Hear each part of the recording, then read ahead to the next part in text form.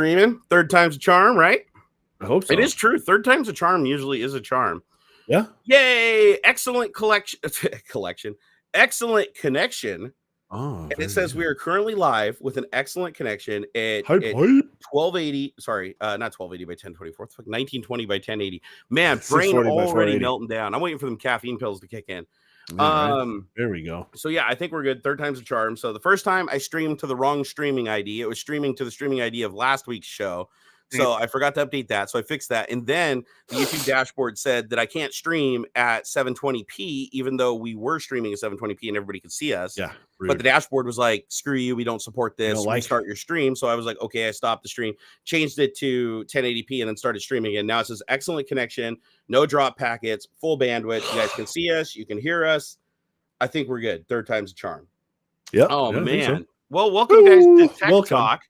The best and most structured technology live stream on the whole internet, guaranteed to be on time, exactly the same time every week without fail. It's true. And I'll just give you guys the heads up right now. Unfortunately, the wonderful Mr. David Hewlett cannot join us today because he is working on a big project and filming like every day of the week.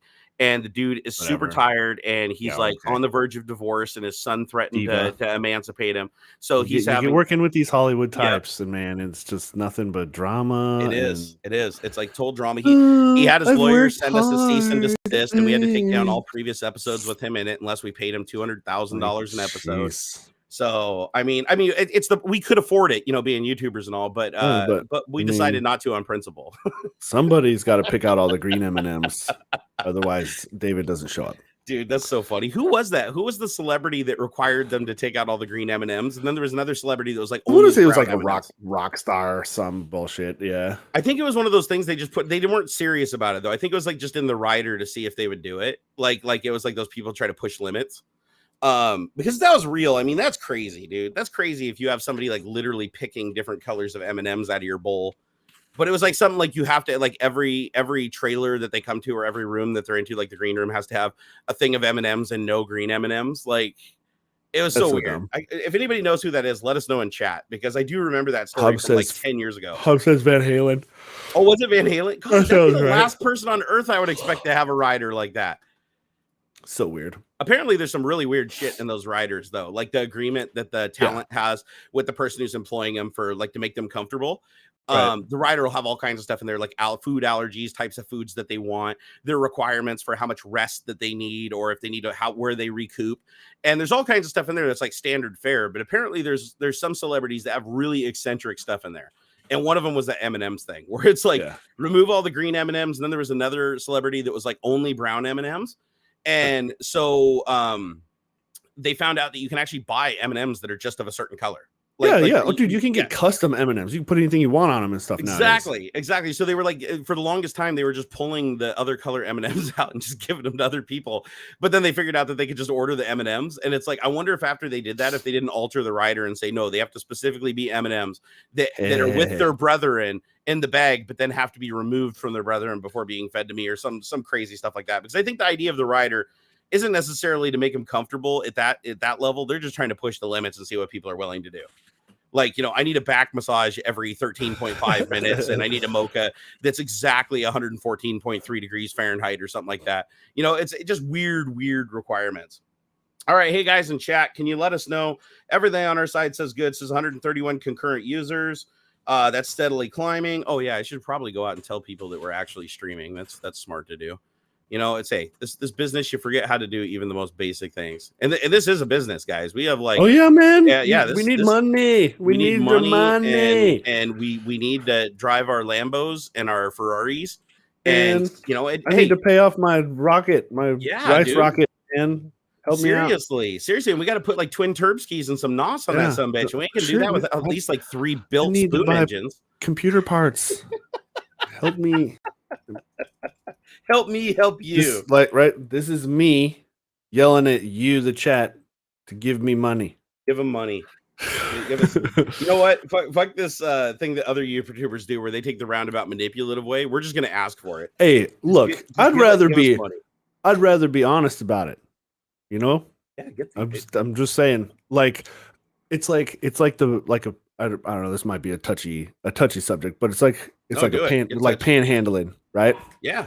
I'm much more willing to hand over bucks if somebody's doing something.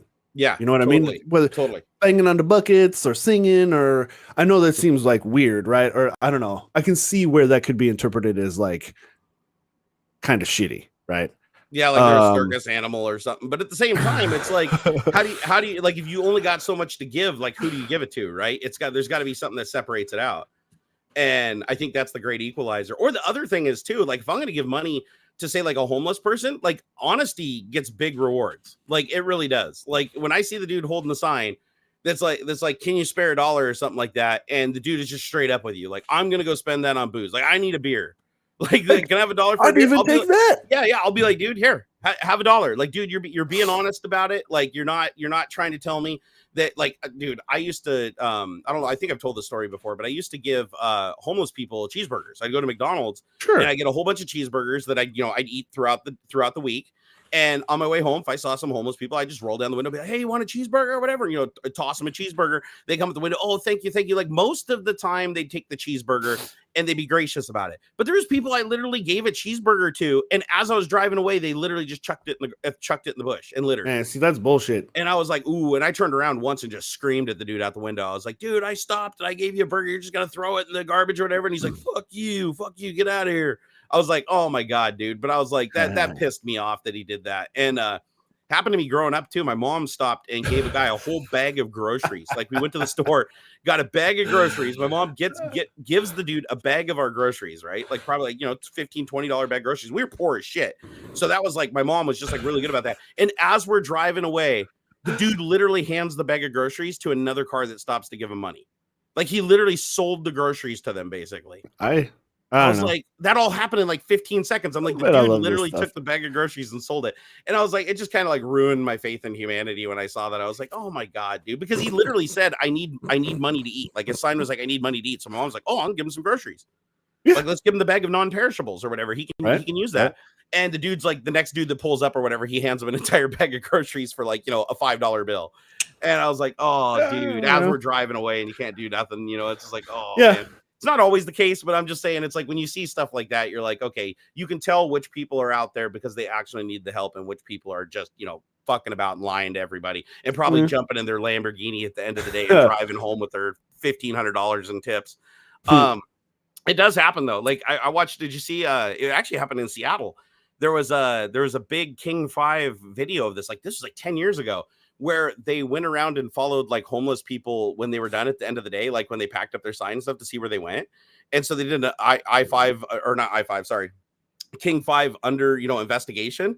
And they followed two of the dudes back and they went, the same two guys that were working 2 street corners adjacent, walk back and get into a Porsche 911. I remember that was years and years ago, Years ago. So they run up to the car as they're like, they're getting in and starting up. They're like, hi, this is King 5 investigative news or whatever. And the guys are like, oh shit, we got to get out of here. And they drive off. And they got their faces and they're like, okay, well, we identified these people as this guy is a venture capitalist in downtown Seattle with an estimated income of $500,000 a year. And so they finally tracked him down and they did an interview with one of the two. And he's like, dude, I just do it for the rush. He's like, dude, you can just come out here and it's just, it's something to do, breaks up the monotony. It's, and they're like, how much can you make? And he's like, oh, $200 to $500 a day, usually on an average day, just sitting down here. And I was like, dude, so you have $500,000 and you're literally down there, like sharing a street corner with like 3 people that are starving to death. And I imagine, like, was he keeping it?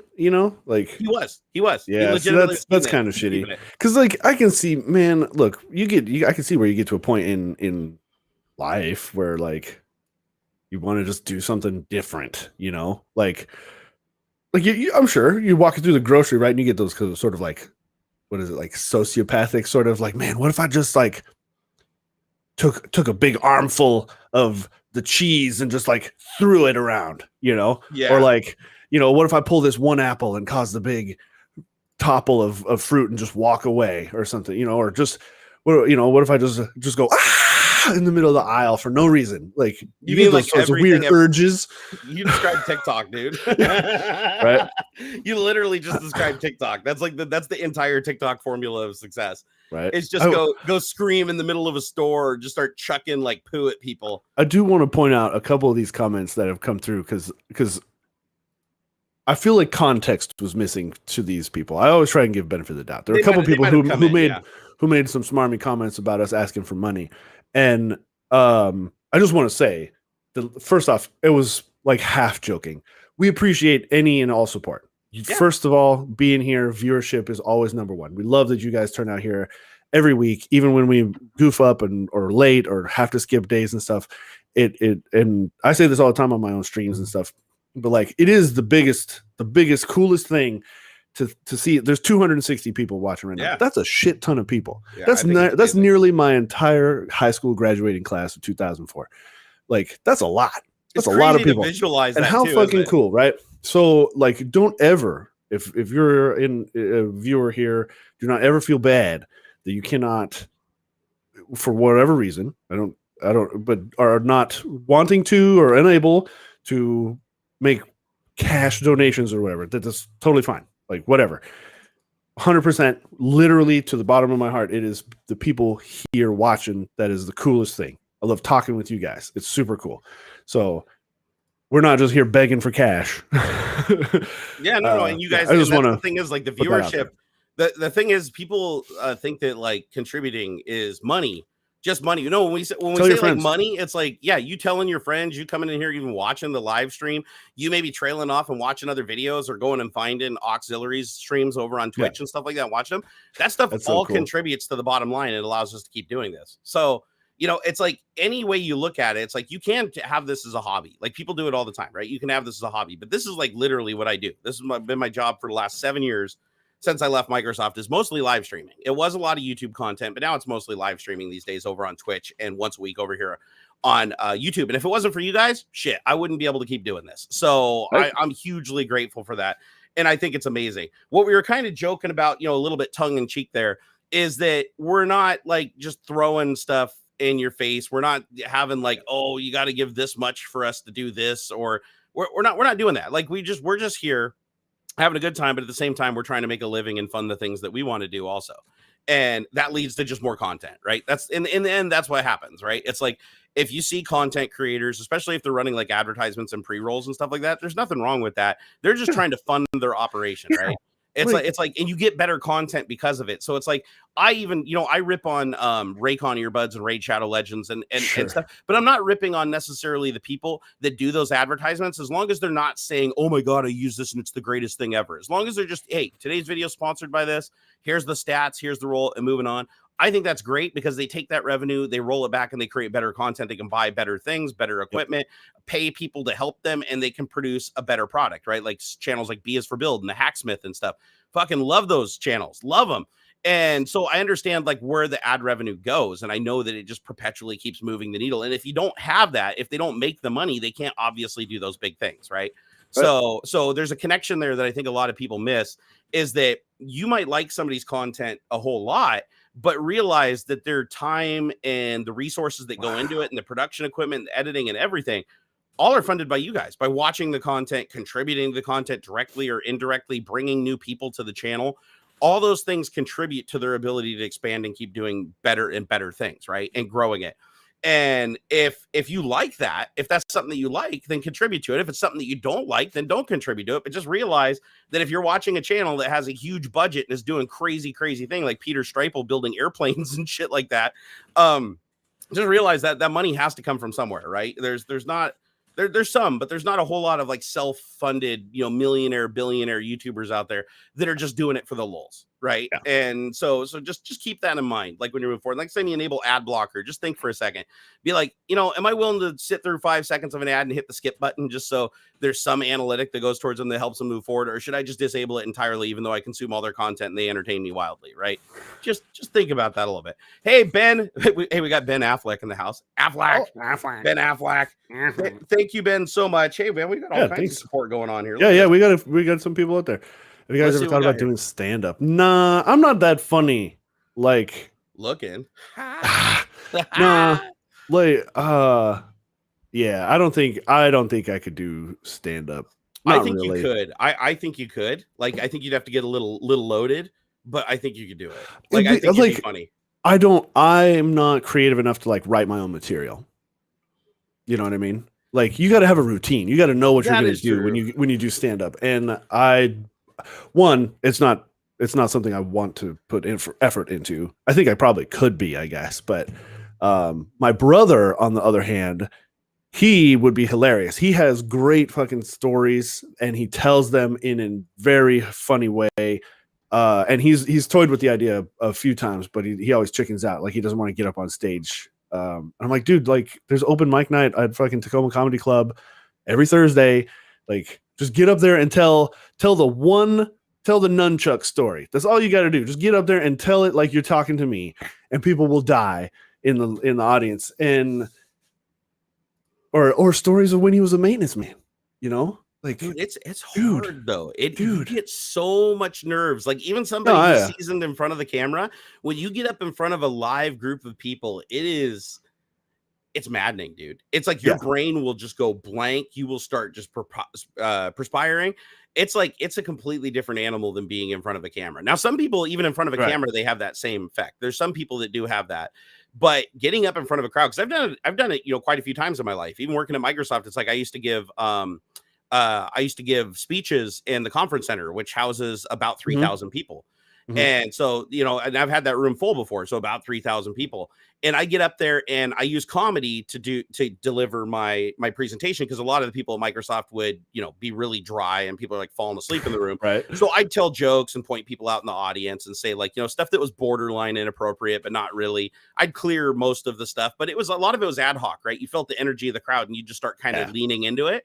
And sometimes it gets you into a little trouble. You'd have the person on the side of the stage, hey, cut it out, because you're just getting a little too into dangerous territory. But no, people just hearing that whole rolling laughter of the audience, like where the majority of the audience just can't stop, chuckling.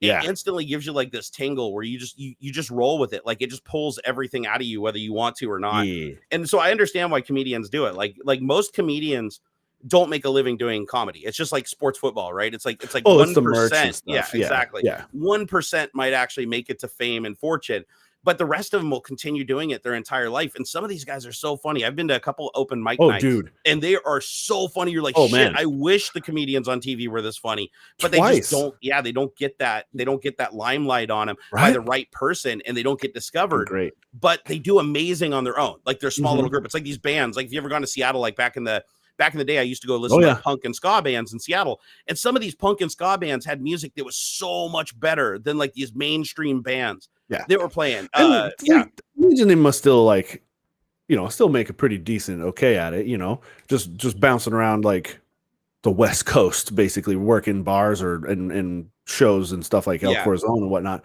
But yeah, because like I feel like it's that comes back around to any sort of like content creation, is like managing the expectation. It's like you may not be PewDiePie or Linus, right? But you can still have fun and make good money. Yeah. Doing the shit that you love the most, Remember, it comes down to overhead too. Ska band, eight head and Mad. We're talking like, well, I imagine Jerry is talking about third wave ska stuff like Mighty Boss Tones. Yeah. Less Than Jake, Real Big Fish. Love that sort of stuff. Yeah, man. Yeah, she's got a boyfriend, girlfriend now. Yeah, and I also loved look up a Seattle band. I think they disbanded a long time ago. They might actually still be doing something, but look up Quick to Blame, Quick number 2 Blame. In Seattle, they actually had some really, really, really good music, but they had one album and it was signed by like a small music label out of Seattle, and they just never took off like nationally. But their music was really, really good, and you could tell that they were super passionate about it. Like, their performance on stage, it was kind of like Kiss. Remember like back in the day, it's like you see a Kiss show. It's like, even if it wasn't the greatest song, the performance made up for it. It was awesome. Oh, sure. And that's what they were. It was just so much energy. Like, I remember one time I got stuck because full disclosure, my brother-in-law was the lead singer of the band. And so I'd go to these places where mosh pits would just form around me. And I remember when I was like 14 or 15 years old, I got stuck in a mosh pit where I was just getting the shit kicked out of me. Like, they dropped me to the floor and were like kicking me in the ribs. And the song just stops playing, and my brother-in-law just comes stage diving into the crowd, like right on top of me, and just bowls over like 10 people. and just starts like shoving them and punching them off of me. And security comes in and like drags like 3 people out that like started. It wasn't just a regular mosh pit. It was like violent. Like they were punching and kicking in the face and stuff. So the security took the 3 guys out, and then he goes, "Hey, you all right?" He gets me up, dusts me off or whatever, kind of moves me over the side. And then he goes and jumps right back up on stage, picks up the microphone, and then just takes off right from where they were. Like everybody just goes back on stage, gets on their instruments, and just takes off full energy, like nothing ever happened. I was like, man, this is the coolest shit ever. So I'm like sitting over there, my ears are ringing from getting kicked in, and I'm like, oh god, it hurts. But it was other than that experience, I thought that was kind of cool that they could just do that, just stop the music, jump into the crowd, have this like hugely adrenaline rushing thing go on, and then just jump right back up on stage and just take off and keep doing it. If anything, it added to the performance.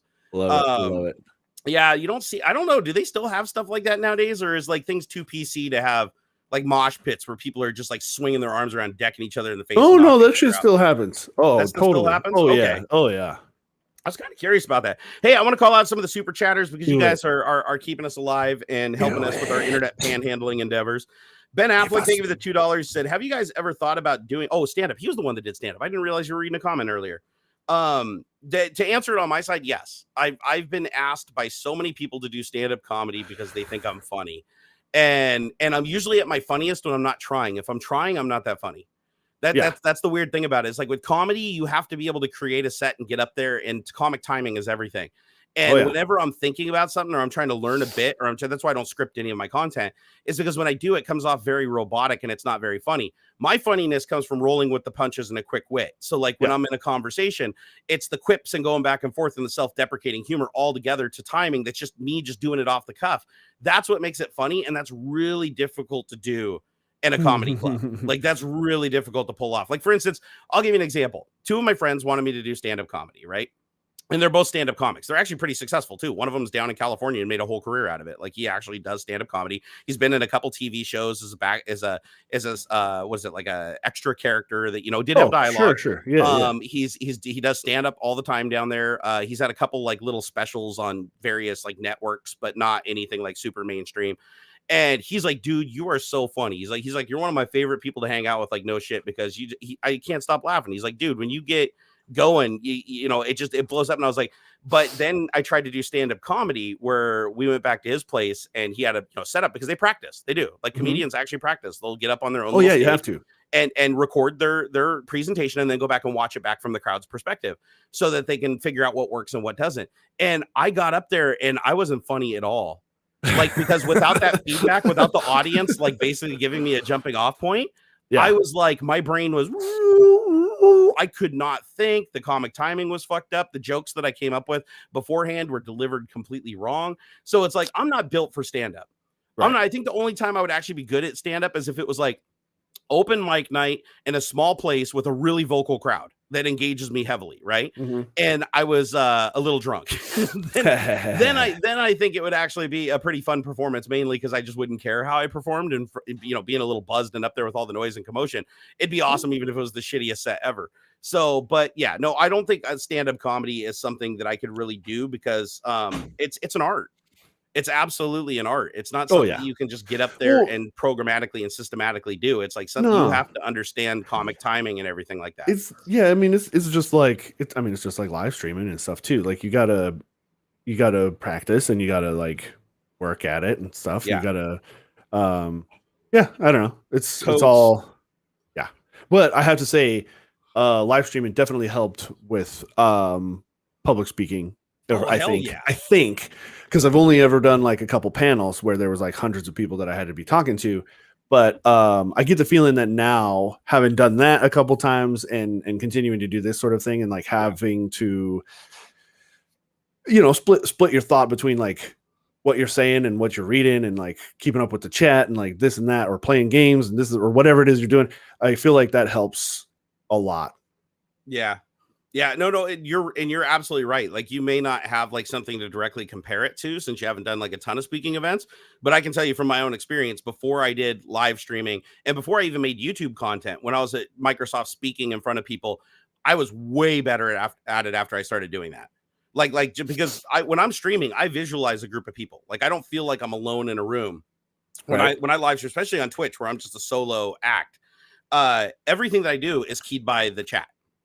Everything, Oh the yeah. entire show for 4 to 6 hours is just the interaction with chat in my head, the way it feels like. And I'll even put voices to people like regulars that come in and stuff. I have voices in my head as I read their stuff to give them an identity, but I feel like I'm in a group of people, like moving around and interacting with people.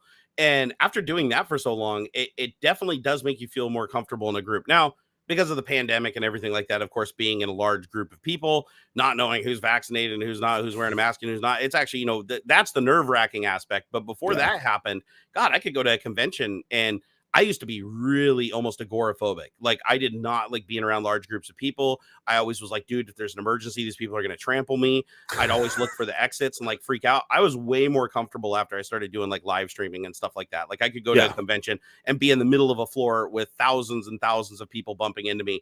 And, I'll admit it still was a little bit unnerving, but nowhere near like it was before I got used to speaking, plus engaging people. Oh, That's the other thing is live streaming brings you out of your shell. Like, you'll go to a party after doing this for a long time and interacting with people. You go to a party, you'll just walk up to people and just start talking, injecting yourself into conversations, just standing around, making random eye contact and stuff. Things I never did before. Yeah, I can get behind that. I still have a rough time with that because like sometimes it's not people that I relate to.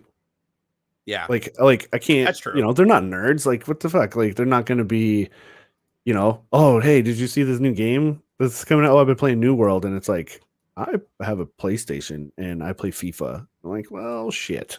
What's the word for it? There's a word that they have for what I have. It's I think it's called imposter. Is it imposter syndrome? Oh, that's when you feel like you don't deserve the like success that you have because. Well, I definitely have that. No, what's the one where you can interject where you basically take on the traits of the people that you're around rapidly? Oh, like in real time. What's that called? Because, I'm not that's sure. something I've always been able to do since like my late 20s, early 30s. If on I a walk into a surface group, level, I can when it's their thing. Like, I can tag off that well enough, but like I can't talk about my stuff. You know what I mean? Yeah. No, I get that. Mirroring, mirroring that, or masking sometimes, depending on your thing. Yeah, because I've always had the natural ability to do that. If I walk into say if I walk into a group and it's like 3 women talking about cosplay or something like that, even though I'm not an expert on cosplay and I don't do it myself, I can adapt to that situation really, really quickly and start drawing life experiences and other things that I've observed and just work myself into the conversation. And naturally, very, very naturally. And I've always been able to do that. That's something, well, actually, I shouldn't say always. When I was a shy kid, I couldn't really do that.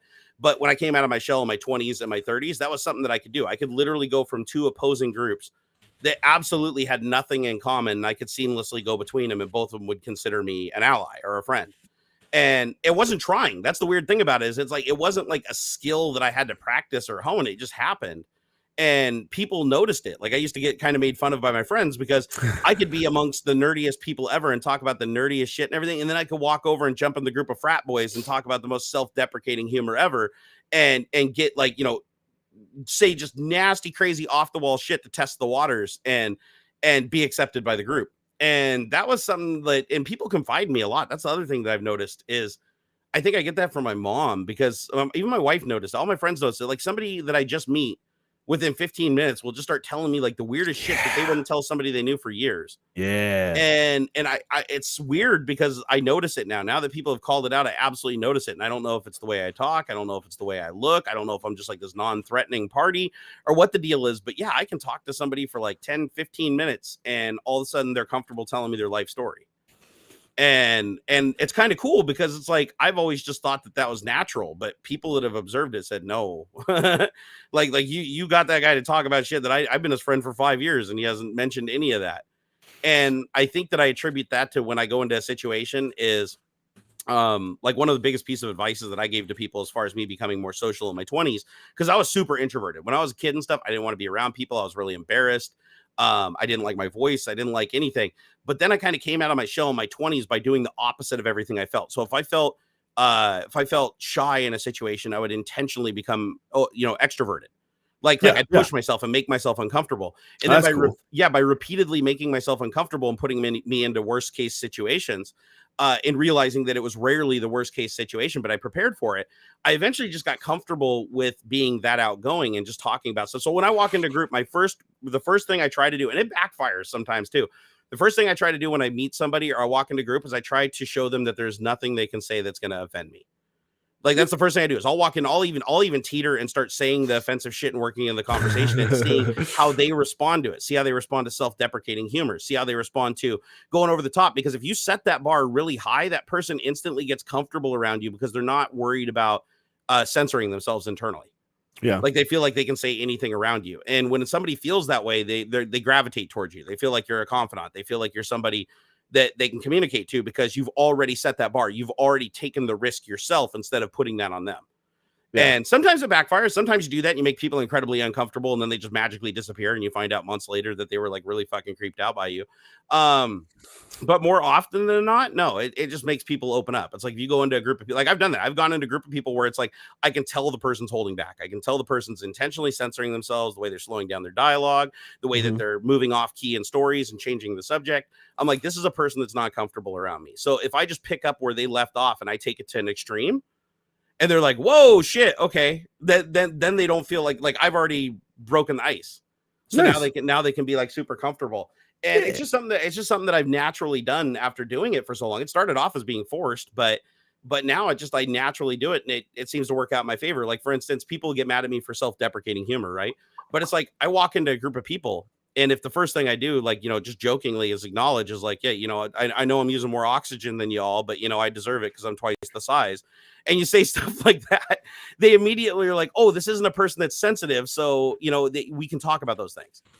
It's like I'm just gonna coin it the Ricky Berwick effect. Like if you follow Ricky Berwick on Twitch, it's like if you just tackle the elephant in the room and you just expect it, and you even poke fun at it yourself, then everybody else doesn't feel uncomfortable. It's like if you walk into a room and somebody has like a mark on their face, and it's like, don't look at their mark, don't look at their mark. It makes them paranoid. You could not communicate with them because you don't want to make eye contact or risk like slipping. So you act weird around them, and then that makes them even more uncomfortable. Whereas if you just walked in the conversation and just like stared them in the face, say, hey, nice wart, like nice wart, and then take a swipe at yourself. It instantly like opens up the floor for them to go, oh, okay, wait a second. This is a person that's comfortable around me. And that changes how people act when they're in a group. Yeah? Like you're for comfortable sure. around somebody. And I also had that same relationship with my employers. Like, most of them, not all of them. But when I was at Microsoft and I worked for a guy named Bruce for 15 years, I mean, we built that rapport where I could literally just go in his office and say any batshit crazy off the wall thing. And it was just expected. But if any other person did it randomly on the team, he would be taken back by it. Like he'd be like, whoa, okay, that's out of character. So it's like you kind of set that persona coming in for people to get used to. And if that persona is this person cannot be offended, or not easily, I should say everybody has a thing they can be offended, but if they're not easily offended and there's somebody that you can engage on a regular basis and test things out and talk about things comfortably, that person will want to be around you more often. Like it's just a given. Oh, thank you, honey. I got a coffee drop, guys. Woo, coffee drop here. I want to thank some of these other super chats. Do it up. Ben Affleck, thank you for that. Thank you for that $2 again. Zach Sylvester, thank you for the $2. You said, what do you think about weed and psychedelics? Oh man, that's some tech talk right there. I personally don't like weed myself because I have an adverse reaction to it, but it helps a lot of people. I mean, it is a miracle drug for a lot of people. So that kind of goes for a lot of things. It is. It's true. And I'm 100. If you ever want my opinion on something, you don't even have to ask it. All you have to do is make an assumption. The assumption is if it improves your quality of life and it doesn't adversely affect another person. I'm not talking about like you just don't like it, but it doesn't physically adversely affect another person in a negative way. You can do whatever you want. I don't even care. Like whatever you want to do, as long as it's within the realm of it improves your quality of life, meaning that you're functional or better functioning with it, fucking have at. Like that's my only requirement. As far as mushrooms, I've never tried them. I've never done any kind of psychedelic compound. However, there is a lot of research going into it now for antidepressants. Using psilocybin and other substances like that to alleviate depression and to help you better categorize bad memories and stuff like that. And so it's something that I am actively looking into, and someday I hope I get the opportunity to try, but only under guided supervision. I would never do it. And we're talking microdosing, where you're taking like 5 micrograms of something. You don't even start tripping at that point. Like it's enough to have an effect on your brain, but not to the extent of where like you're seeing shit like freaking out. Like from what I understand, at least it has such a very minimal actual psychoactive effect. But yeah, man. Yeah, like with microdosing, you're not supposed to have any hallucinations or anything like that. It's little supposed to just calm you, and it has a similar effect to like an SSRI when it's at full dose, and then it just makes you calm. Like it creates this middle calm area where super highs aren't super highs and super lows aren't super lows. It just makes you like kind of mellow. It's super weird to me that we're like coming back around to this sort of thing. Right? This is something that's already been discovered, demonized, and now it's full circle and back again, right? Like half the other compounds. Man, it's weird. Like, so LSD's, man-made, right? But like it was regularly prescribed with great success for a lot of mental health issues, and was doing remarkable job from everything from like PTSD to like smoking. Like but it just got out of hand. Same with cocaine, right? Like cocaine has a medical like purpose, like coca and all that stuff. Like it does have, like, there are reasons why this works for certain things. It just got out of hand. You're prescribing it too much and over, I'm sure there are other reasons too, but like there are like legitimate purposes for a lot of the drugs that are illegal. Yeah, it's like what's the really, really crazy one? PCP. Sure. So PCP was actually developed by a medical contractor is a way to keep your brain oxygenated throughout surgery where blood flow was restricted. All right. But people kept waking up on the table, like during trials. Like you can't have someone waking up on the table and fighting you while you're working on them. So because they couldn't figure out how to dose it reliably to keep somebody under and not have them just wake up, in the middle of the procedure, it basically wasn't used for that. So they ended up just turning to the illicit community and it became an illicit drug.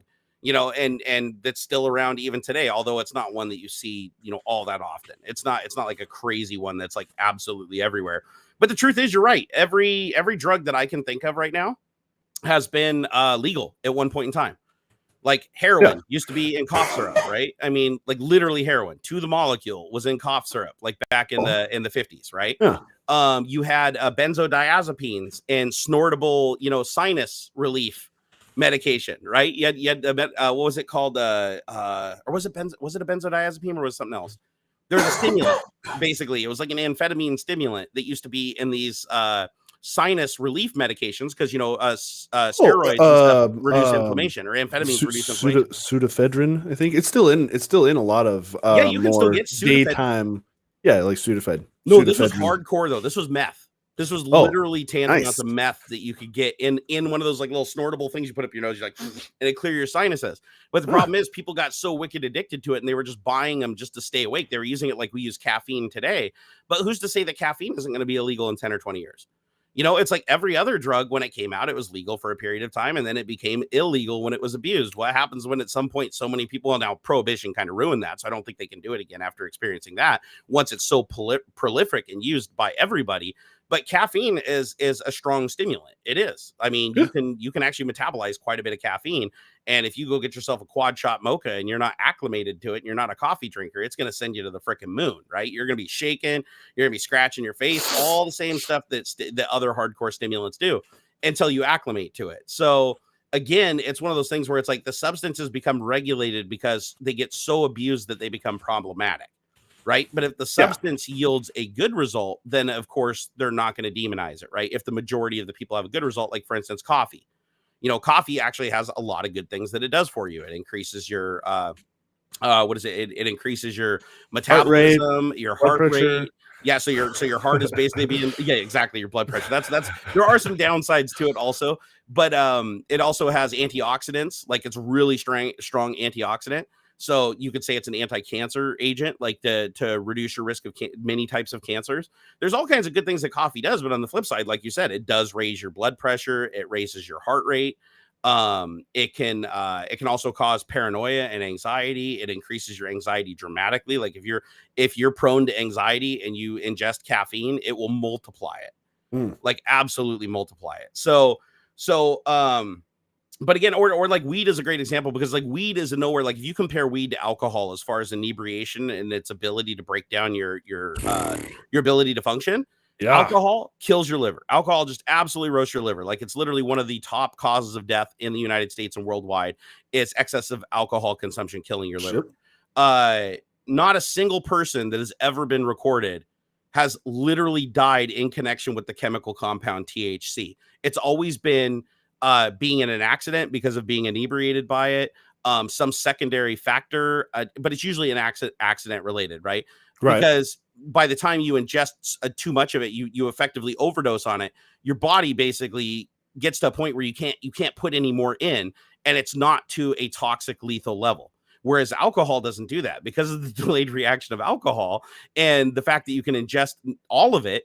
You can get alcohol poisoning relatively easy and scar your liver and even die from a single, overdose of alcohol. So why is alcohol still around, but it took so long for weed to be legalized, and they're still even struggling to legalize it today? Federal, correct? There's a deep dive conversation for that. There is, but luckily we live in a green state. So, but the point being is, like, why is there still so many people that are against that specifically? And it also has a million different ways to ingest it. Like alcohol, not so much. Like, what are you gonna do? Blast it up your beehole or inject it with an IV or something like that? It's like there's only whereas weed, you can bake it into foods, you can extract the oil and put it under your tongue, you can smoke it, you can vape it. It's like literally every delivery mechanism known to man. So it's not like it's contributing as much as alcohol is to like the decline of society. And then they're like, oh yeah, it makes you lazy. No, actually, to a lot of people, it's a stimulant. THC can be a wicked stimulant, and I experienced that myself the first time I ever had it. Was my heart just raced through the roof, and I felt like I had to go 1,000 miles an hour, and it made Adderall look like weak as shit. I did not like that feeling at all. So you can get a stimulant effect out of it. So it doesn't, like, half the people you probably work with on a daily basis, even the rock stars, they probably even do it. It is widely used, but it's one of those things that because it was demonized, people are only just starting to come out of their shell about it, right? There's still a lot of people that they consider it taboo and still hide its use and stuff like that. And I've met people that I was like, there's no way this person has ever touched a drug or even drank a drop of alcohol, and I find out that they're doing it all the time. Oh man, I loved this part of I get tickled when I go to the shops, right, the weed shops around, and especially when it's busy, because man, the swath of people that are standing around, like, it's everybody. Like, you see everything from C-class Mercedes, S-class Mercedes, down to like bumpkin fucking pickup trucks. You got the fucking everybody smokes weed. Everybody has some. It doesn't matter where you're from, who you are. Like, weed is like universal, like, and alcohol too, but alcohol to me has more of a like caste system to it. Like, you've got your fancy alcohol drinkers who are only the single malt whiskeys from the Scotland, whatever. And then you got like, I fucking drink Rainier, like whatever. You know what I mean? But man, that's the coolest thing. Everybody from grandmas to businessmen standing up right next to me with my scruffy beard and pajamas on and stuff. I'm like, what's up, buddy? We're all doing the same thing. Right on. Love it. I think it's cool. Yeah, and everything, literally, I can't think of like many things that don't have a good use based on the dosage. Like alcohol, for instance, right? Alcohol, a small amount of it can actually thin your blood, take stress off your heart, and help with oxygenation. Right? Yeah, people do it all the time. This has been a treatment, a literal medical treatment for a very, very long time. Same thing, rat poison. Okay, so rat poison, you mean like arsenic? Or? This would be arsenic. Yeah, so. Or no, is it arsenic or is it whatever's in warfarin, the drug warfarin? Oh, yeah, man. So rat poison basically is used as an anti-clotting agent. So in small amounts, like literally the same active ingredient in warfarin, the medicine you take for blood clotting, that's been around for years and years and years, literally the same active ingredient that they use in rat poison. That's messed up. And it's crazy because it's like you think about that, you're like, oh my god, but no, the fact is the poison itself is what gives you the anti-clotting response in your body. So a little bit of it helps you prevent having clots that kill you, but too much of it and it will literally just like thin your blood out, you'll internally bleed and die. So it's like everything in amounts everything seems like it has a utility amount and then like an abuse amount. Oh yeah, right. It's like everything seems to have a water. Even we've even talked about that before. It's like you can actually die from drinking too much water. You can flush all the electrolytes out of your system and have organ failure because your body will lose its ability to metabolize water into the bloodstream or whatever. Like if you don't have enough electrolyte in your blood. And so you can flush all the electrolyte out of your system and literally die from water poisoning. It takes a lot, but people have done it. This is a fairly recorded event throughout history. Look up. There was I was in California when this happened. There was a radio thing going on where it was hold your Wii for a Wii. Like the Wii console was like brand new and stuff. And I want to say one lady died, like the winner died. And a couple other people ended, like two, I think, of two others were hospitalized. And they did get in big trouble for like not following like just your general like contest rules. Because like you do contests like, oh, hold your hand on the truck for as long as you can, and whoever's left, like the last person standing gets the truck. Like that shit happens all the time. But like they're supposed to have like medical people standing by, and like you check on them every once in a while and stuff and this and that. And they did not, even though like they were saying they did. Like it's a trip. Look that up. That's why you don't see a lot of contests anymore. Like that used to be a common contest back in the 80s and 90s, which was like they'd have people just drink a bottle of water like every 15 minutes, and whoever held their pee the longest won. And people just started like dying and having like adverse medical effects. Like one person had their bladder burst. They literally were able to hold water in so long that their bladder basically became so pressurized that they couldn't open up the opening, the urethra or whatever, to let the liquid out. And it caused the bladder to rupture, and then it made them septic and they died. Wow. So it's wild. It's like you wouldn't think water, like the life giver, right? We can't even survive 3 days without it. Yet you can drink enough of it to actually die. You know, it's like, and I'm not talking about like drowning, like obviously I'm talking about like the act of you flushing it through your system, water can poisoning, flush out the electrolyte. And that's why it's dangerous. This is another one that kind of caught me by surprise that I learned a couple years ago, is you'd think distilled water would be like the purest water you can get, right? Like through the distillation process, you're gonna have this water. If you drink this water, it's gonna be like amazing and flush out your system, and there's like no mineral content or anything to worry about. Do not drink distilled water. It literally says on the bottle of distilled water that it's like not for human consumption. Like you need those salts and stuff. You need that shit. If you drink nothing but distilled water and you do not get a sufficient salt source from your food and from other things you drink, and you will die. Like iodide, I think too. Like that's why you'll see like just salt isn't enough. Like you're supposed to get iodide in there. There's a couple different key compounds that help, the key electrolytes that contribute to the electrolytes in your system. But if you flush those out, if you use distilled water, if you just drank distilled water and didn't eat for like 10 days, like or you ate a food that was incredibly low in sodium, you'd be in danger. You would start suffering. You'd have heart palpitations. Your lungs would start to fail. Your liver would fail. Your kidneys would fail.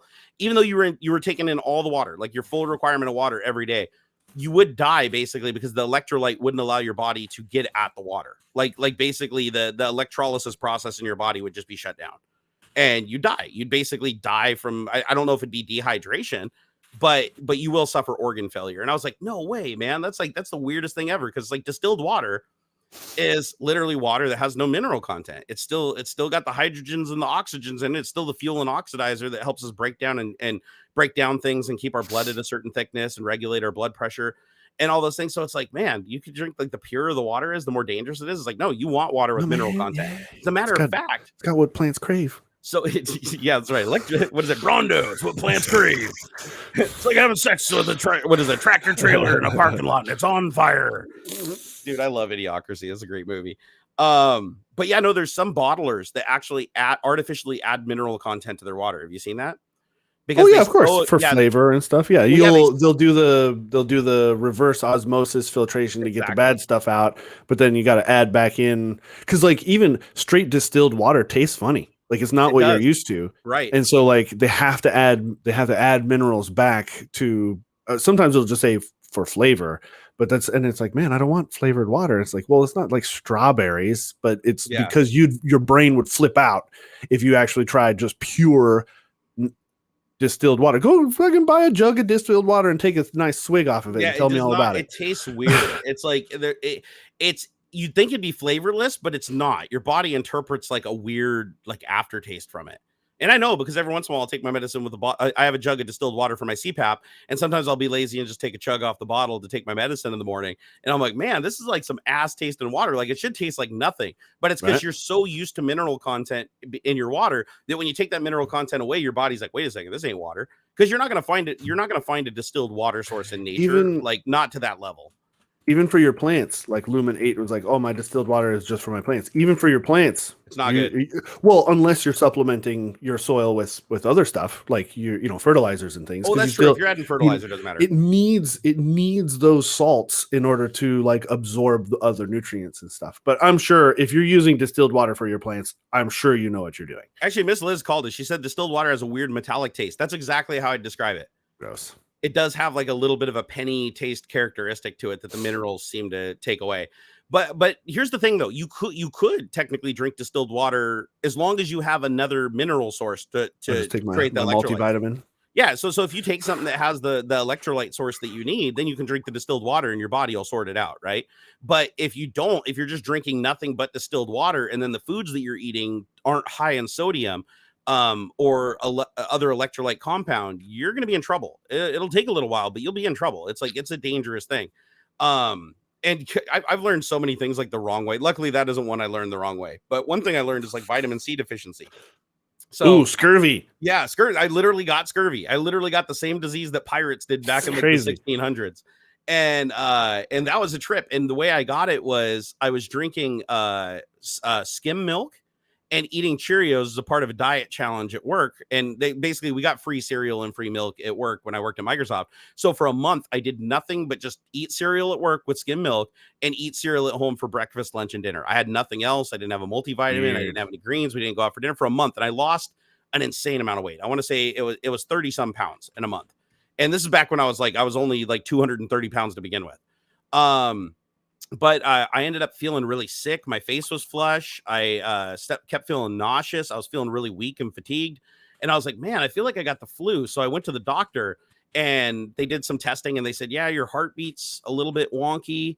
Your blood pressure's all out of whack. And the doctor's like, dude, I think do you get enough vitamin C? And I was like, well, I don't know. I eat Cheerios and milk every day. He's like, do you eat anything else? I was like, no. He's like, dude. He's like, you have something called scurvy, sir. So he prescribed me like a 500 milligram like vitamin C horse pill that I had to take like every day. And after taking that for about 2 weeks, I felt just fine again. And like all my energy came back. And I was right as rain. Like after that, but he said, yeah, scurvy can kill people. Like it can cause organ failure. It can cause your respiratory distress. Like all kinds of crazy things can happen from a vitamin C deficiency. But it's like everything you eat has like some vitamin C content. I just happened to find the one combination of things that didn't have sufficient vitamin C to like keep me going. Shame on you. But normally you have it. There's so many minerals that your body needs that you just happen across because everything has it. Yep. You know, it's like it doesn't matter what you eat. It's like if you're on a vegetable only diet, you know, there's so many vegetables that contain all the different nutrients and even vegetables that contain protein. But if you just eat vegetables and you don't have any protein, for instance, you can develop, I forget what the disorder is called. But if you don't get any protein and in like a vegan diet and you don't have a protein source like beans or something like that, you can actually get incredibly ill, like shaving years off your life. It's like, and you actually get to this point, I forget what they call it, but it's like, you basically have albino turds where they just keep getting lighter and lighter and lighter because the color, most of the color that comes from that brown coloration that you get or whatever comes from a couple compounds that you don't get on a purely organic diet without any proteins in that diet. And it's bizarre. It's like a really bizarre thing because I remember it happened to my cousin growing up and she had to go to the doctor because she's like, man, why am I like, you know, why do I got the seagull turds going on here?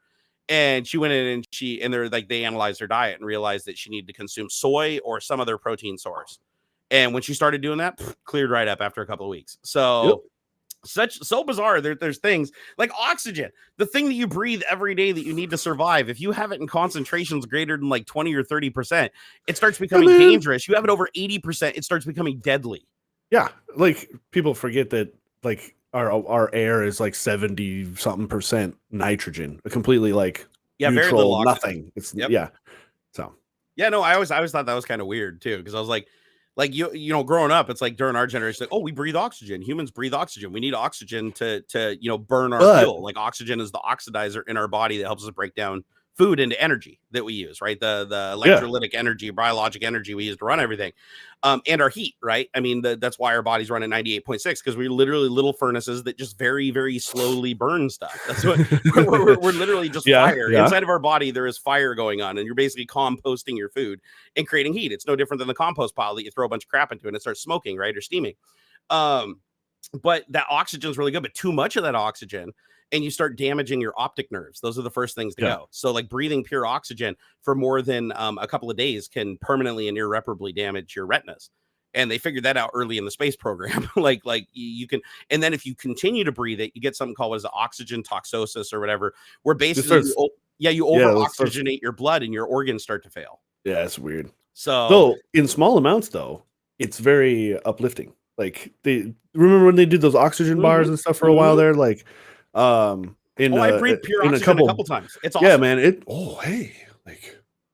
you've never been to like an oxygen bar, it's a trip, man. Like if you ever go to like Las Vegas, and stop by one of those oxygen bars, like $10 or whatever. It's like, it seems really gimmicky, but no, it wakes you right up. Like I don't know if Las Vegas has a low oxygen content in the air. I don't know what the elevation is there.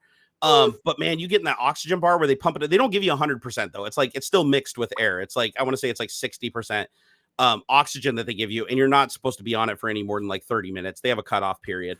But when you do it, it feels like you just drank a really strong cup of coffee. Like you just feel really awake and your body's almost like buzzing from the amount of oxygen that's going in, because it's basically speeding up all your all of your metabolic processes in your body are getting sped up by this influx of oxygen, and your blood is hyperoxygenated, which means now all your muscles are getting more oxygen. Your heart's getting more oxygen, so it's not having to work as hard. Your muscles are getting more oxygen, so they're not cramping, and they're functioning better, and you have better blood perfusion throughout your body. Your extremities, like if you have numb extremities, goes away like instantly. Breathing pure oxygen helps your brain too. But if you just keep breathing it and keep breathing and keep breathing it, then it quickly turns from this is awesome to, oh my God, your life is now in danger and things are dying. Yeah. So hyperbaric chambers, awesome. But even a hyperbaric chamber won't go to 100% oxygen. Like if you've ever seen that, they crank it up to, I think it's like twice normal. It's like 40% or 50% or something like that. But they won't go to 100% because that's dangerous. And what they supplement it with is nitrogen. Or if they're doing a hyperbaric chamber simulating deep depth, they put in helium. Like, isn't that funny? Like we're always told, when you go super deep. When you go super deep, helium, because the nitrogen bubbles don't expand like nitrogen bubbles, and they're not going to rip up your veins and give you the bends. So I wonder if they've ever put like a mask. They probably don't, because the pressure gradient would probably blow your face out. But if you had a mask you could talk in at like super deep sea depth where you're breathing, and this isn't like they're pumping down surface air. It's way different when you're scuba diving versus having a hose coming from the surface. Because when the hose is coming from the surface, they're basically forcing the air down. They're pressurizing the air at depth by pushing it down to the tube to you, so they can regulate it, and you're getting basically a similar air to what you get at the surface. Whereas when you're breathing oxygen from a tank, every breath you take in is a higher volume of the air the deeper you go, because it compresses. So you're having to take in a deeper and deeper and deeper breath, because you don't have a pressurized suit. You don't have a pressurized vessel around you that's protecting you. So what happens is you go deeper, you're breathing more and more with each breath, which means you're taking in more nitrogen. And when you take in more nitrogen, that becomes really, really dangerous, because as you're surfacing and going back up, all that air you just breathed in at insane volumes starts expanding in your bloodstream. And those bubbles can actually rupture little capillaries and shit in your brain and put stress on stuff. And I mean, it kills a lot of people. Like the bends is like a very, very real thing. As a matter of fact, I suffered, they call it nitrogen narcosis. I suffered it on my first scuba dive ever that I did in open water. So I went out to Alki, our first dive, and honestly, they should have stopped it for the rest of the day, but I was fine. They cleared me after a half an hour, and I went back and did 2 more dives. But what happened is I had something called a runaway, which is we went down to 60 feet. And once we're down to 60 feet, you have to do something called a pressure stop, which is you come up and then 20 feet before the surface, you stop and you hover for 2 minutes. And what it does is it allows that nitrogen to slowly expand and dissipate out of your blood. But the problem was I couldn't stop my buoyancy compensation device from inflating. I overinflated it. And I basically went up 60 feet in about 5 seconds and popped out and like literally breached like a whale out of the top of the water and bounced. And as soon as I did that, I felt really, really weird. Like I was dizzy.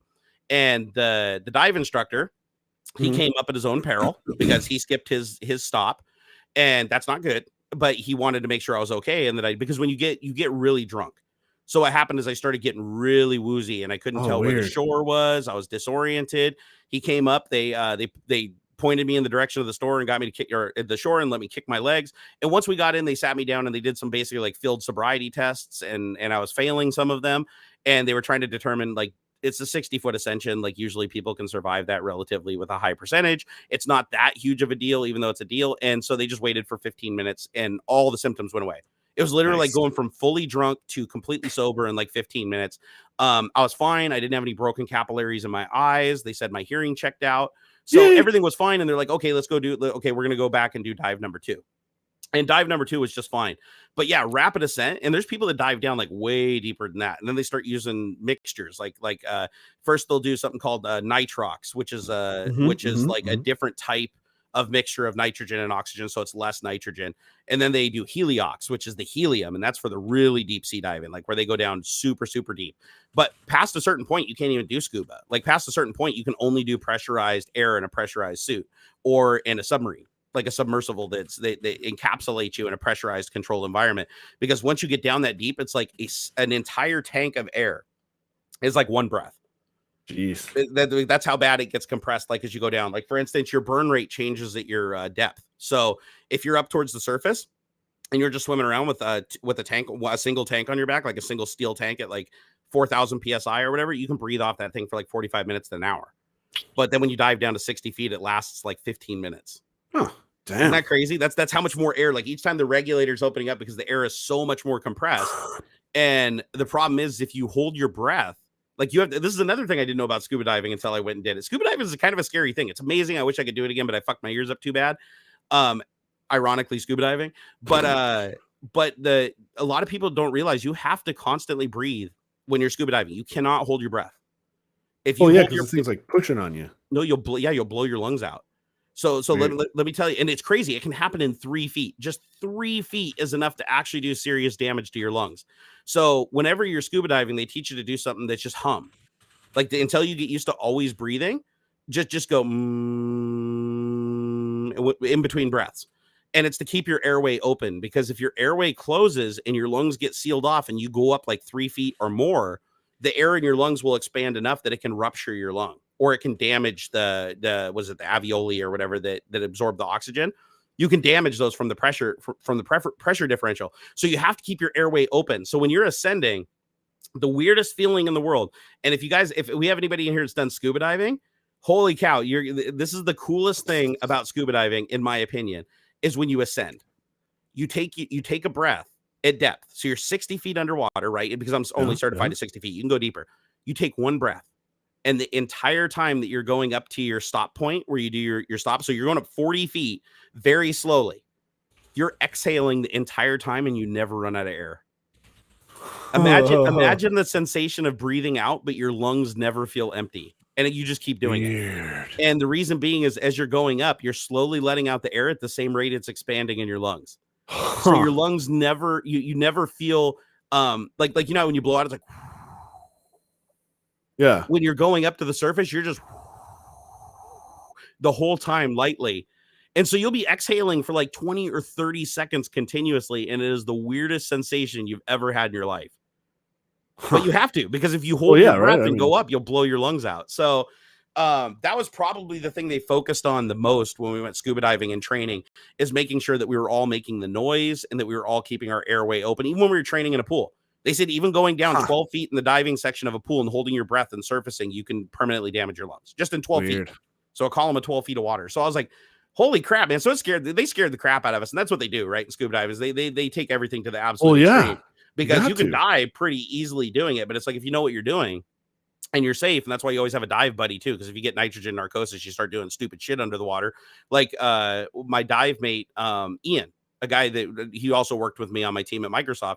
We went and did this together. We went and did the scuba diving thing together. And we took one more coworker with us. And when we went on our second dive out into open water, he just pulled out his knife. First of all, he wasn't supposed to have a knife. Like, this was an introductory patty thing. And he literally went down and had a knife, like a dive knife on his leg. And you're not supposed to have a dive knife. Like, for your first dive, you're not supposed to have anything but what they give you. So he's got his dive knife on and he's thinking he's hot shit or whatever. He's down there. Well, the scuba instructor turns around and he constantly does hand signals. Like, are you okay? what's your oxygen level, and they go through these things like literally like clockwork. Every 5 minutes they're checking you out and making sure you're okay.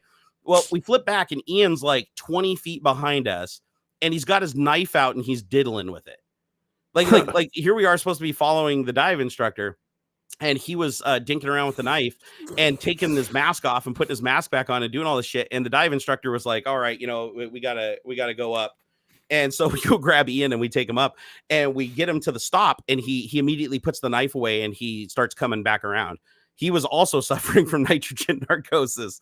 Not as bad as I did from the emergency ascent, but he got pretty punchy on the second dive and started just like whipping out his knife and playing with it and ignoring everything around him.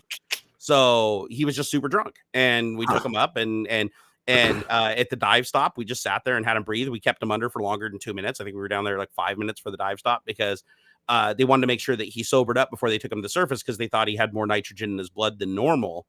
And so they wanted to do the stop longer just to make sure he was safe. But once we got to the surface, he was like, yeah, dude, I felt so, he's like, what was I doing? We were like, dude, you had your knife out, like your knife you're not even supposed to have. You have this knife and you're literally fiddling with it in your hands. Woo, man. Thank you for that support, Mr. CeeLo Cubed. 10-pounder-roos, man, for the super chat. I appreciate that. Let's get the rest of these guys too. Joe Taji, thank you for the $4.99 super chat, keeping us going, man. We appreciate it. He said, check out the channel Chubby Emu. The guy talks about medical stories where a person eats a large amount of food or drugs and how it affects them. Interesting. Wait, so like as a part of his video, they do it like voluntarily? That'd be kind of cool to watch, but also dangerous. Hey, Eric G, thank you for the $5. Said, I hope you're all doing good. Just wanted to show some support. I'm going to be driving to Birmingham, AL, to Houston, Texas today. So cool. Is that Alabama to Texas? All right. Well, I hope you have a safe drive, man. Please be safe. Johnny Winter, thank you for the 50 Danish kroners. He said, weed is binning head back by Big Pharma. Okay. He needs to recheck that. Maybe he said being backed by Big Pharma is what he meant. Do thy can't change out the nose for it when PP can grove it themself thy will lose control. Johnny Winter, we appreciate hold on. Wait. Weed is being held back by Big Pharma. Something they can't charge out the nose for it because they can't charge the nose out. People can grow it themselves. They will lose control. Oh, look at you, man! You're like the drunk whisperer. You are fluent in typo. That was good, dude. Like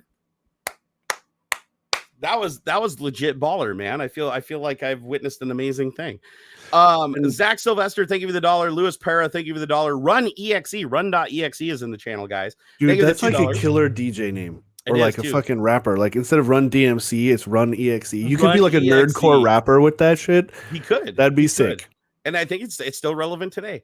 He said, just got my dream job at Honda last week. Well, congratulations to you, sir. Hype, hype. Woo! I mean, Honda makes some good shit, right? Honda makes like Formula One engines. They make jet engines. They make aren't they the number one in F1 right now? I think so, actually. Yeah, because I think who was the other builder? Renault or whatever. They were. It's like Mercedes, Honda, and Renault. Yeah. Honda to continue assembling F1 engines for Red Bull in 2022. Honda will continue in Japan. Blah blah blah. Let me see here. Best F1 engine. Honda makes some of the best engines hand down in the world, though. Like for durability and for performance in a small package, like Honda's got that shit on lockdown. Hey, Johnny Winter, thank you for the 50 Danish kronars. Actually, he was the first super chat of the stream. He said last weekend of my 3-week forced vacay. So make it a good one. Hey, we're doing our best, Johnny. We're doing our best, bro. Oh, we got Karina Freeman bringing the $5 super chat. Thank you, Karina. We really do appreciate it. Make the worst transmissions ever. I believe it. Yeah, so that's what I've heard is like, so some of the guys at work talk about F1. I'm not real into it, but I've heard it's been a back and forth between Honda and Mercedes for a few years now. Yeah. Wait, Hondas have bad transmissions? Never really owned a Honda. Is it just the autos? Because I was going to say I've driven a lot of Honda manuals with like insane miles on them. Like I drove a Honda Civic. Was it a Honda Civic SI that had like 230,000 miles on it? And was like on its second timing belt, and it shifted like butter. So I don't know. Maybe their manuals are good, but their automatics suck. I mean, that's actually true. Yeah. There's a lot of companies that don't do transmissions right. Like even Subaru can't get a CVT right, and Nissan can't get a CVT right, and like there are certain things that everybody kind of fails at in the industry. Let's see here. QA Library said, "Where's Bat Knife due to the room update?" Bat Knife is the one thing that hasn't moved. Nearly everything else has moved a little or got moved around, but Bat Knife should still be right there, hung by 2 dead Western Digital Green neodymium magnets that were harvested. I did a video on it a long time ago, but it just chills up here under my desk in case I have to pull it out and like huck it at somebody coming through that door. Like so it's like and it's designed, it's not very sharp, but I think if I can just scratch them, it'll give them hyper tetanus and they'll drop within like 3 minutes. Go. Yeah, something like that. So what happened about the space station? Oh, we should talk about that. Here, Roger, I want to get Roger really quick. Roger, thank you. The €5.49. We do appreciate that support so greatly. It's like $7. Thank you. That's the real deal, man. So the space station, if you guys didn't hear about this, the International Space Station had a bit of an emergency the other day. The Russians launched the Ruskies launched a module to the International Space Station that apparently was damaged on takeoff, and they were considering whether or not they still wanted to attempt to dock it to the International Space Station. They decided to make the call to go ahead and dock it, and while it was docking and it connected to the docking ring, it fired one of its thrusters for a period of time, which put the International Space Station into a spin. Now, when I say a spin, it's not like it doesn't take a lot of spin for them to have a panic situation up there, right? Because they're literally in microgravity and they're holding their orbit, and just that little bit of spin on it can completely screw up its orbit. But luckily, they were able to cut off the thrusters to the module, and they had to use fuel in another, like completely unplanned. They had to use fuel in another module at the opposite end of the space station to basically reverse the effects of the spin, restabilize it, and keep it in its orbit. But there was a pucker moment there because while this thruster was fired on this thing, if they couldn't cut it off, it would have just slowly put the ISS into like a dead spin. And you would have had people inside of the space station basically get like pinned against the walls, everything turning around them, getting smacked. I mean, it would have been a hell of a thing. And past a certain speed, I highly doubt they would be able to recover the attitude control on something that big. So it was a pucker moment. It was legitimately a pucker moment. It took them like almost 45 minutes to fix it.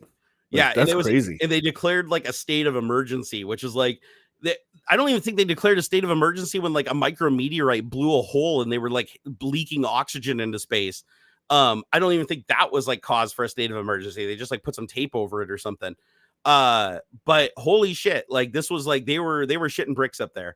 Now, the Russians apparently during the initial investigation are saying that they think because there was fuel on board the ship from the takeoff, there's still reserve fuel that they didn't use to get their orbit. And that fuel, I don't think they planned on that fuel still being in the module when it docked. So even if the thruster did fire, there'd be no fuel. And they should have vented that fuel to space, but for whatever reason, it didn't happen. And so when they docked, they still had fuel in these maneuvering thrusters, which I don't think they expected to have fuel in these main maneuvering thrusters. Yeah. And it ended up throwing the whole thing out of whack. So, but like, imagine that, dude. You're like on a space station. You got like really no, I mean, you can jump in the Soyuz capsules, right? And abandon the I mean, you could escape. Yeah, I feel like, but how, like, what do you do? Like, what do you do if you have this thing that's connected? You can't undock the damn thing because it's putting pressure on the clamps. And if it's putting pressure on the clamps, you can't release them. So you got this thing with just a random thruster firing and it's not responding to inputs. And you're looking out the window and you see this thing firing and the space station is just like slowly starting to pitch on its axis. I mean, I'd be shitting a brick. And if they didn't have a module with fuel on the other side that they could use to reorient because it was spinning too fast for their onboard, they normally use a gyro to adjust the attitude of the space station. They basically spin up this huge mass and then they slowly break it on the axes that they want to rotate. And that's how they, and then sometimes they use the thrusters to correct the orbit, to raise it back up into its orbit. But they just had to use I don't know how much fuel. I didn't see how much fuel they used, but they just used a lot of fuel that they didn't account for. Yeah. To basically correct this mistake, which means now they're probably going to have to launch a mission at some point that has additional fuel. And then they're going to have to refuel these thrusters in space, which I'm sure they've already done like a million times. I mean, obviously they need to put fuel in there. I don't think it's really that big of a deal now that it's all over, but it could have turned really bad. Like if they had to spun that thing and it decayed the orbit and they had to abandon space station, that thing would have been a full loss. Right. They're saying it got to about like a little, well, it says initial reports said it got out of It drifted from stable orientation by 45 degrees, but then Scoville, who was, I think, a mission controller, says it was actually much greater, about as far out as you can without like being completely unrecoverable. I assume. Yeah, they were. I know they were pretty close to the edge. Like that's why they declared the state of emergency, because they're like they were bumping up against the point of no return. Man. So I'm sure they were like shitting bricks. What I'd like to know, and I think the investigation's still ongoing, but what I'd like to know is if the commander of the ISS was the one that just said fuck it and made the call and fired the thrusters to stop the rotation, or if it was actually sounds coordinated. So the problem happened. They handed control over to the Russians, Russian mission control, to use their service module. Control authority of the station was handed off to Mission Control Center in Moscow, which called the station's Russian-built service module into action. That wasn't enough, and so then they had to where'd it go? Scoville has prompted controllers to call upon a progress module, which I assume I will leave that as an exercise in the class to look that up, docked on another port to fire its thrusters. So it does look like it was combined efforts. Also, did they actually both have Houston to move? And Moscow? Did they have to move another module to position it for the fire the thing? Or? No, it sounded, from the way that they phrased this, the progress module was already docked, and they used that in combination with another chunk, the service module, together to reorient. But they basically just had to like hold it off until the thruster ran out of fuel. Burn out everything, and then fixed it. So they're sitting there during a state of emergency running. Which one runs out first? Like basically, if that Russian module has more fuel than we do to correct it, we're screwed. I get the feeling because of these other two were already and like clearly have been there for a bit. Like they probably could have, flowed more fuel to the helping modules until there's no way that one malfunctioning one could have overtaken the whole place. Yeah, that's fair. That's wild though, man. Like. And people are like, what was it, like a half a degree a second or something that it was like rotating? It's like that's fast for a space station, man. That is light speed. Because think about that, a half a degree a second, and you only have what, past 45 or 50 degrees or whatever. That's the point of no return. Yeah, who knows? Yeah, like, and some people the are gyros like, on board can't make that big of adjustment. That's the thing, is like they spin them up slowly using solar power. And then they break up, and that's what changes the orientation of the spaceship. And if it decays the orbit too much, they don't get it. They need fuel to push it back up. So if this thing rotated it too far out of orientation, like they're not getting it back. Like if they don't have enough fuel on board to correct it, they're just going to basically it's not going to be a fast re-entry. I'm sure it's going to like orbit around the Earth for another fucking 1,000 years before. It probably bounce a little. But it's not going to be where you'd want. You're not going to want astronauts on it at that point. It would just be abandoned. It's so two things. One, it sounds like it was a software problem. It's not like somebody. It always is. Like, or somebody left a valve open or something. That's how they're reporting it, is as a software malfunction. A short-term software failure. A direct command was mistakenly implemented to turn on the module's engines for withdrawal, which led to some modification of the orientation of the complex as a whole. That's cute the way they phrase that. Yeah, and the other thing is those docking rings are not designed for like shear force. Yeah, man. It's you're supposed to come in and connect to that thing, and then the space station like holds you, in that orientation with very little stress on the module. Like they're not even supposed to kick against the walls of the thing because it can decay the orbit. Yeah. And imagine having that thing like stuck into the docking port, and then a jet on the far end of it, like a giant lever, is just firing. Just putting angular torque on that thing. Like, I mean, it's a testament to who built the docking system, though, right? I mean, that's a pretty robust docking system that it didn't break the seal. Or actually, I guess it could have broken the seal. Who knows, right? They could have left the interior hatch closed because they obviously weren't completely done with the docking procedure. But I mean, they're gonna have to check out that hatch and make sure it wasn't damaged or it didn't take any like battle damage from that thing just being like torqued over sideways on it with enough torque to rotate the entire mass of the space station, which is insanely high. The space station isn't light. I mean, I think it's hundreds of tons. It's 420 tons. Jesus Christ. Okay, that thing is massive beefcake heavy. So the amount of thrust that thing was putting out to rotate the International Space Station, like even at a half a degree a second, like that had to be a pretty healthy thruster on that thing cooking. Could it have not been an accident? I don't think so. There's no point. There's no point. Like why? What would be the benefit? Especially when you have Russians on the space station, to attempt to deorbit the space station. It's just like when people thought that homesick astronaut like drilled a hole in the space station to get home sooner. It's like that's the dumbest possible thing any cosmonaut could do with all the Yeah, training. man, you just gotta wait. Like, yeah, it's come like on. just, yeah. What are you gonna do? Jump? Like, come on. You're homesick, so they have to launch like a $400 or $500 million jump a skate pod, man. No, you fucking wait till the next boat shows up. We'll lock you in a box until they, But no, I can't imagine that this was genuine. That this was on purpose in any way. Like as much as the Russians are. Like how many people can be on the ISS now with like the new module and everything? Because I know they're expanding the occupancy so more people can go up there. Because they're like fully expecting like Elon to basically just take a bunch of rich people up to like tour the International Space Station. And NASA seems to be on board with that because it technically is a public building. Like it's a it's a tax funded public building. So if people can actually get up there and safely dock with it, I think they can't really tell them no. Let's see. I mean, I'm not really sure. How does that work? So it's technically a shared space between all the countries, including Canada, that all abide by whatever NASA's space treaty or whatever is. They don't let the Chinese get on it, but they have their own program. I know somebody visited a civilian visited once before, and there are like public spaces, like the shared spaces, nothing to do with research, nothing to do with like, and then there are certain modules that are technically like country land, right? Like you can't go into the certain Russian modules because that's their spot.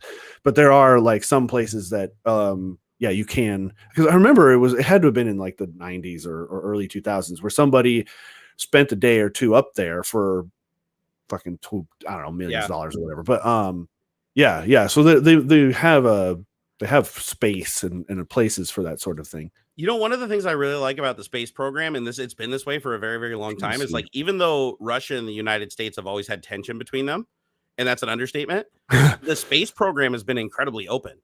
Like the Russian cosmonauts and the American cosmonauts on the International Space Station have unrestricted access to literally everything. Like the Russian cosmonauts can go into the US modules and go into the Americans can go into the Soyuz capsules and all that stuff. Like nothing on the space station from every tour video I've seen on the internet, they show every square inch of the facility. Yeah. Like there's no top secret, only Russians go here or only Americans go here. It looks like they're all trained on the full operations of the entire thing as a whole. I would think allowed to go anywhere. So there's like, I'm not going to say there's no secrets because, these governments are secretive and I'm sure there's like little projects and stuff that they're doing where they just don't talk about it.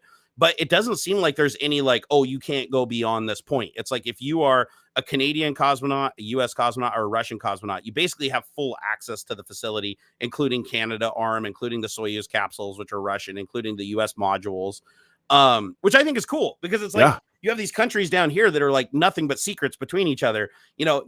Everything's just like hush, hush. Like even I've been watching these videos from Smarter Every Day, Destin, where he's touring this nuclear submarine and they're giving him like unprecedented access that like nobody's ever had to these nuclear subs before, but there's still a shitload that they're censoring. Right. Like you watch the video, they like must. Everything like audio cuts out. They're covering up monitors and everything like that because they're just so secretive about these submarines and how they can move around, how deep they can go, the speeds that they can travel. This is all shit that's still heavily guarded secrets. And yet we got the International Space Station up there, which is like, damn near everything's published online. All the countries have pretty much unrestricted access to all the stuff that's going on there. It's just weird. It's a weird contrast to see that because it's like space is going to be like in the future with the way things are going. Space is obviously going to be where the wars bleed into, not so much. Like it's going to make a hell of a lot more sense to send up, spacecraft that are outside the range of any normal ordnance on the ground or whatever. Like they can travel at supersonic speeds. Well, not even supersonic, right? You're in a vacuum, so you got pretty much like as fast as you can accelerate, you're good. As long as you can survive the acceleration and the deceleration. I mean, Bob's your uncle, goes fast you want. So I think space is going to be like where the future of warfare is. Already kind of is with like ICBMs and stuff like that. If we ever came to that kind of war. It's like space is the access portal to that, not so much the ocean anymore. But here we are in space. We all seem to like get along for the most part. Yeah. And even China, like we don't allow China on the International Space Station because of like treaties and shit and intellectual. Well, they bailed out. Stuff. They quit. They quit. They wanted to put their own now. That was just a couple years back. They pulled out of the Wait, we were gonna let them in on the international station? They've been a part of it. Oh, I didn't know that. I thought that they were one of the countries that was that we weren't working with. Or they wanted to. It looks like, so I'm on the wiki. It looks like multinational collaborative project involving 5 participating space agencies: NASA, Roscosmos, the Russians, JAXA, Japan, ESA, Europe, and Canada. Ownership in US. I remember reading something that like maybe they had planned to and then bailed out. Maybe that's everything I've heard from like Chris Hadfield and stuff like that is that they for a lot of treaty reasons and stuff like that, they weren't allowed on the International Space Station, like period. Good. Like nationals. So, but here's the funny thing is like I bet you, I will, gentleman's bet of $1. I will bet you that in the next 20 years, China has a space station that's 10 times bigger than anybody else in orbit. Because China is like, fuck regulations, fuck anything. Like they're just gonna build and they have all the technology. Like half the shit that's on Elon Musk's rocket is probably like parts and bits and electronic components built in China, for crying out loud, like his car is. All the components, right, that come over here and then get assembled. So it makes sense that China, I mean, they're going to put a space station up there. They're just going to add module at breakneck speed, and this thing's going to basically be like the Death Star in 20 years. I bet you that's what happened. I'll do $1 bet on that, and I bet you it'll get to the point where like we're going to be asking them to like participate in their space station and stuff, and we're going to be paying them to put people up in space and put them on their space station. One thing I did hear though is that their space station might not actually be that successful because apparently they're out of range of the Cosmodrome in Russia, like to obtain it, to get on the same orbit as it, to connect with it. Like they're too far apart on their orbit. So China and a couple of other launching places are the only places that can reach their space station, whereas the US or the International Space Station is accessible by all, basically. Yeah.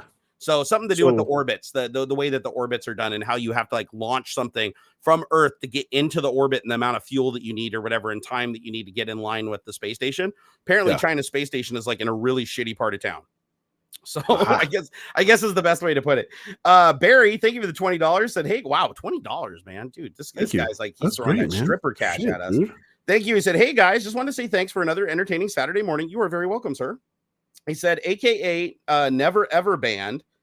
Oh, it's Bitchy Poo from PDX Land. Aww.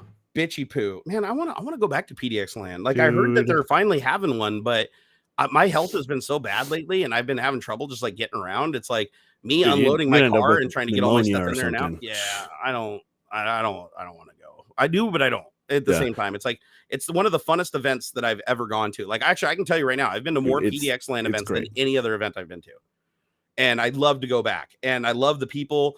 I love the energy, but like until my health gets turned around, which actually, do you want to hear about my latest little health turns? Sure. So I went in and got the old finger up the beehole, you know, like one does when everybody in their family dies from cancer. The good news is prostate's awesome, man. I got like doctors like, you got a sweet ass prostate, bro. Like you're good. That's his exact words. And so I'm like, okay. And I always get good physicals.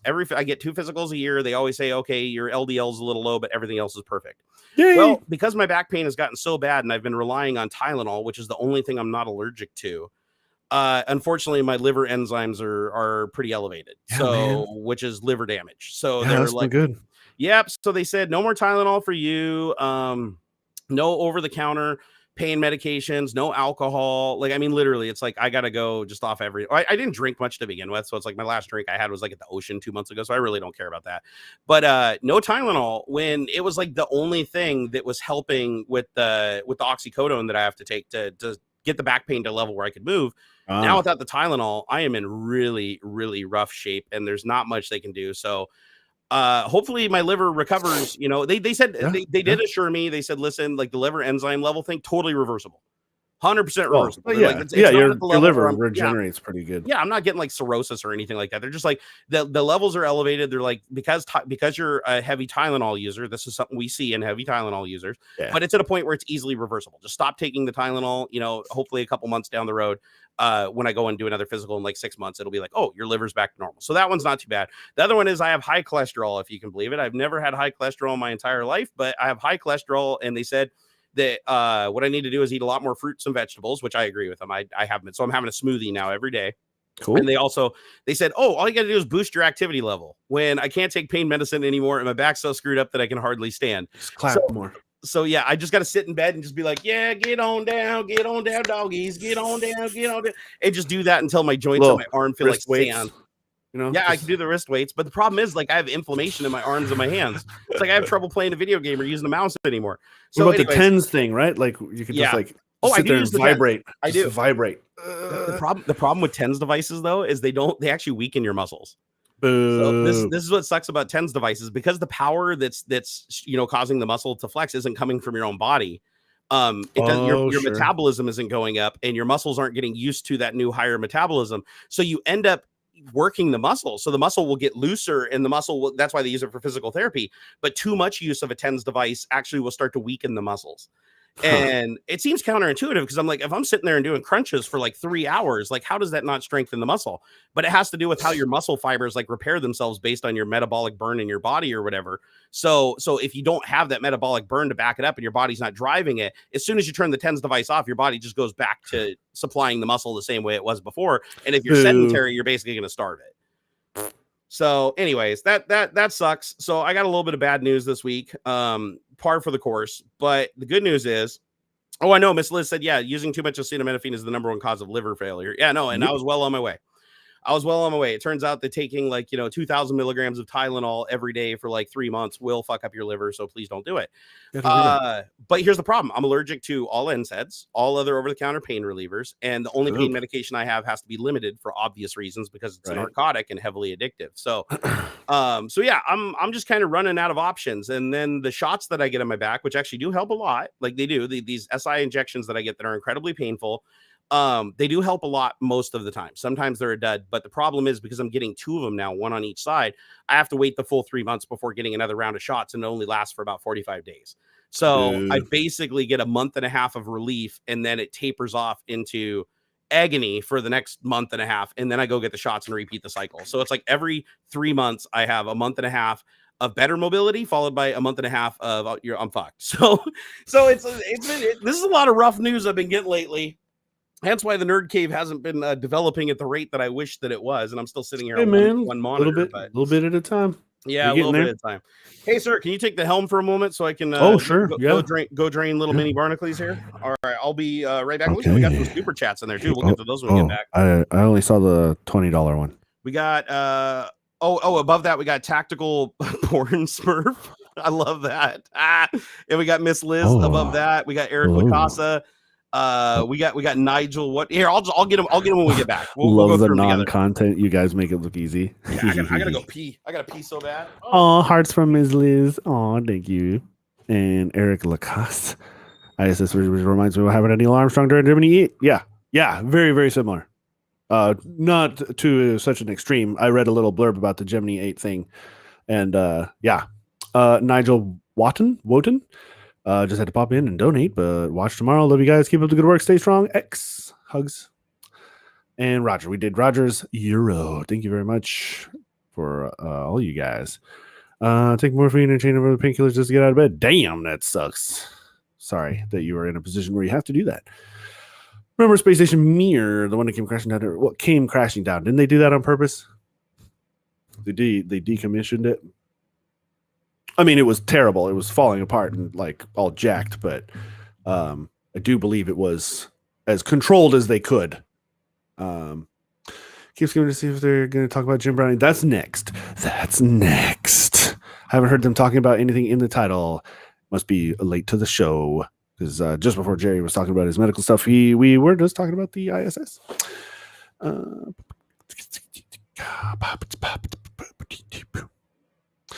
Managed to build up my back with the electric stimuli. The muscle bulk was permanent. No, it's not sitting still. Give me the possible. Oh, that's cool. That's cool. I see. In fact, you get out of bed makes you want to strong. Yeah.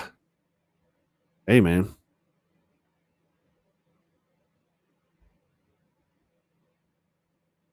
Let's see. Fibromyalgia. Yeah. This is what happens when you go as cheap as you can, Russia. I mean, the United States does too. All that shit, other than the privatized stuff, was always built by the lowest contractor, the lowest bid.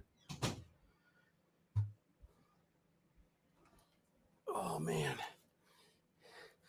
Welcome back. Sorry, guys. It takes me a little while to get up and down them stairs. Yeah. You started on the garage workbench. Yeah, can't wait to see pieces. Oh, my workbench is done. You clearly don't follow me on Twitter or Instagram, Untidy Tech, because I've posted pictures. That's some bullshit right there, guys. Yeah. So. All right, here, let's see. Sorry. Jeez, come on, man. Yeah, sorry. I know that's another side effect to constant back pain and joint pain is you don't sleep well. You just don't. So Jim Browning, who's this guy? Never heard of him. Let me get through these super chats real quick. Oh, We got to thank the people that are paying the bills. Nigel, my man, thank you for the 13-pounder. He said, just had to pop it and donate, but I'll watch tomorrow. Look at this guy. Look at this guy prepaying his bills. He said, love you guys. Keep up the good work. Stay strong. Thank you so much, Nigel. Eric Lacosta, thank you for the $5 Canadian. He said, this ISS issue reminds me of what happened to Neil Armstrong during Gemini 8. What happened during Gemini 8? Same deal. Like the capsule went all out of whack. Oh, they had I remember. Yeah. I know activate the emergency reentry something or other. Yeah. Wasn't that the one where he basically had to like take the stick and like manually get the thing to stop spinning out of control? Oh, maybe. Yeah, maybe something like that. Blow an O2 tank or something like that, and they like threw him into a big like dead spin or something like that. That's looking at the gimbal, going like this on the stick, like trying to get it back. That might actually be Apollo 13. Okay, maybe that was Apollo 13. That little explosion, oxygen tank or something, blah blah blah. But no, this was because it mentioned it actually in the wiki or something about this, or they mentioned something about Gemini 8. Stuck thruster sent the capsule into an end-over-end tumble, reaching a rotation rate of 300 degrees per second. Oh, Jesus. That's like a carnival ride. Yeah, crew were only able to wrestle the craft back into a stable attitude by activating the craft's re-entry control system, effectively aborting the mission. The RCS, man. I know it well. Oh, Miss Liz. Crazy. Thank you for the $10 Canadian. By the way, Miss Liz got into some new kittens. Like, if you're in the market, hit her up because she's got like the cutest kittens ever. So many beans. Yeah, your dog would probably, that's like a food source for your dog. Probably would be a good idea.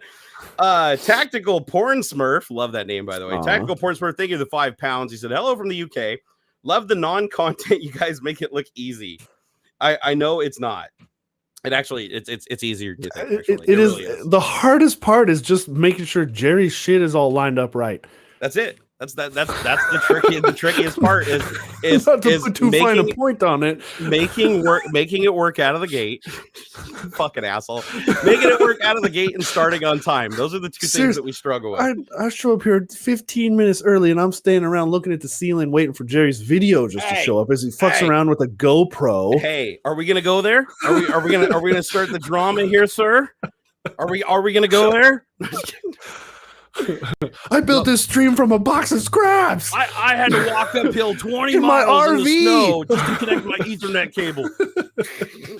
I was living in a Winnebago. I will admit that it is. I blame it on a lot of things though, but I will admit that it doesn't make a lot of sense that I have so many technical problems these days with shit, considering for 15 years of my life I worked at Microsoft as a high-level software developer, and before that I worked at a computer store literally building everything from desktop PCs to rack mount servers for companies doing networking and all kinds of crazy stuff. With my background, I should not have any of the problems that I have today. Yet, because YouTube has made me soft over the last 7 years, and it does, make no mistake, it does. It's like all the things that I used to do that made me a really strong intellectual. Fucking that ship sailed, man. And now I'm like 41 years old and I'm like, get off my lawn. You know, it's like, yeah. It's weird. It's like I kind of start to understand like why my parents were so crotchety in their 40s and like why my grandparents were always so kind of pissy and angry all the time. Right. And it's like you just get to a point where it's like you can't sleep more than 5 hours without coffee. You can't even wake up. Your joints hurt all the time. You got to move for like a half an hour before your body will let you like, stumble around. It's like it makes you angry. It does. It makes you like an angry person, and you stop having that passion and drive to just like learn everything and understand everything because you're more focused on, damn it, I just want to survive. Right. It's like it's unfortunate, but don't worry, guys. Don't count me out. That's the thing is, don't count me out. I'm gonna fix my liver enzymes. I'm gonna get my cholesterol back under whack. I'm gonna get some miraculously surgery next year that'll fix my busted ass spine and nervous system. I'm sure that in the next year I'm gonna be a changed man. or dead. One of the two. You guys, I'll give you guys odds later on the betting pool. Or should we call it the Deadpool? Hey, Devlin42, thank you for the 10 euro 99. So welcome back, P-Boy. Well, thank you. I appreciate that. Welcome back. Dingo on my 40, thank you for the $5. Said, any plans to upload Tech Talk on a podcast? Well, we did do that for a little while, but it ended up being a big pain in the ass and had a bunch of problems. And I could only do it for my cell phone because the stupid app I was using didn't have a web interface that was working for me on my laptop at the time. But if I can find a solution where I can click a button and have it just pull the thing over, the audio over from the YouTube video into a podcast, absolutely 100% will do it. Like it'll be, but right now as it is, I have to download the video, strip the audio out using Adobe Audition or Audacity to a specific format, then upload it to this other service, then fill out a bunch of stuff that the information's already on YouTube for, and then publish it. And then even then it doesn't work half the time. You weren't using Anchor? I was using Anchor. Does Anchor? Dude, you just upload the video to Anchor. It'll strip the audio for you. I mean, you still got to do titles and descriptions, but otherwise, yeah, it'll accept MP4. Oh, has it always? Because I tried to upload and I had to strip the audio. I think last so. time I did it. I know I stripped the audio from my work streams. I strip it out, but I also use that audio elsewhere. So that may just be adding an extra set. But yeah, it'll accept MP4. Oh, okay. Well, then the answer is I will revisit that. Absolutely. Because I do like the idea of having it on other platforms. I mean, even though unfortunately it doesn't get very much viewership, like even when we were uploading, that's why I didn't put so much effort into it. Is because like each podcast was getting 20 views, like 20 to 25 views. And that does not justify all the churn that I have to do to make it happen. But MOV or MP4 less than 3 hours in play length. Oh yeah. Well, we're usually a little over 3 hours. So maybe that's why I had to strip the audio. Yeah. You could trim it, I guess. Yeah, back in the day we were. Not so much anymore. Dingo on my 40 though. Thank you so much for the $5 and the suggestion. If more people want a podcast for me, I'll tell you what. This is what you do. Go to Twitter and tag me and tweet me. And if enough people tweet me and say, "Hey, I want a podcast. This is the platform I listen on." Blah blah. I will go through and tally that up. And if there's enough demand to justify it, where it isn't like me spending 3 hours of my time trying to figure out how to get it uploaded for 20 some views when people could just come over and watch YouTube in the background, I'll do it. I'll totally do it. Eric Lacosta, thank you for the $5 Canadian. Said, "Hey, AuxxZillary." Actually, I can't, Eric. I can't ask that question because unfortunately that's out of bounds. It's about the California regulation thing. I can't talk about. Yeah. So I can't talk about company stuff outside of company stuff. Yeah, that's kind of like, and I totally understand that stance, 100%. So, me specifically speaking about it, the one thing I can say is that it doesn't seem as bad as people are making it out to be. Yeah, in a high level general sense. In a high general, yeah, it's confusing as fuck. I've looked at the paperwork and stuff. It's really weird and really confusing. It is. And again, this is not an official statement from Puget Systems, nor am I representing Puget Systems in any way when I say this, but this is a general comment from a person to another. The gist that I'm understanding as far as when it comes to system integrators, as long as you're shipping the systems in a default power saving mode, which basically is just a balanced power setting in Windows, you're probably fine. Yeah. Outside of maybe some very few extreme situations, but again, it's very confusing and the calculations and algorithms that they put in the fucking paperwork is insane. But generally, nobody's really going to have much of an effect because once the consumer gets their product, you can crank it up as high as you like. Yeah, and so it's so confusing, in fact, that I've watched 3 videos now and all of them contradict each other. Yeah, it's really, I think everybody's confusing. Making random interpretations because it's just a really confusing legislation. But the one thing that I do know for sure from it is even if you can't order the computer in whatever configuration you want because the company's doing something weird, you can still buy the components, the parts. Yeah, like if you want to put like the biggest, most environmentally killing rolling coal graphics card in your system, you can still do it. And who knows, if you want to look at the glass half full, even if this is at face value and people are right at the worst case scenario, it's like you'll probably have more access to buy a graphics card now because you're not going to have as many companies just buying up 100 pallets of them because everybody wants a pre-built with a graphics card because you can't buy one on the open market. It'll kind of reverse and then you'll see more in the open market. But I don't think it's that big of a problem, guys. I really don't. Yeah, Jason Elkins, no, because generally crypto mining rigs are built individually, DIY status. You're not really buying turnkey solutions from a company. Generally, I know that they exist. I know that they're out there. But There are a lot of people that buy turnkey solutions for crypto mining because it's more profitable for them to pay the overhead for the machine than it is for them to spend the time building themselves or paying an employee to put it together. So I do personally know crypto mines that do that, but so it's half and half. But yeah, as far as the crypto mining stuff, obviously I get where you're coming from there. They're still going to be buying the graphics card just like they were before, but still, if you have so many graphics cards in the market that they literally don't have the HVAC or space to run them, and it's not profitable at that point, or it's too high risk at that point, it's still going to have more cards in the market for other people. Yeah. I mean, theoretically, it depends on a lot of factors, but also crypto mining looks like it's so everybody said, oh my God, Bitcoin is dead and ain't coming back. Yeah. Oh, it's gone. No, it's already fucking rebounding and go back up. Just like I said it would. Everybody panicked. It was selling. It was like, oh, you got to get out, Barn. It's going down, man. I hear that every single year. And here it goes on the rise again. No, I'm not selling any of my crypto. None of it. I don't care. Like, I'd rather it crash into the dirt and be worth nothing than sell it again and realize I made a mistake like a third time. That's like shame on me. Let's see. Emmanuel Monwaring, thank you for the $20 super chat. That is super generous, my man. He said, finally got to watch you live. We talk on Twitter on occasion. It's Spank New. Oh, I know who you are. He said, hope you're doing better. Hope to see 3D printing videos from you and Joel.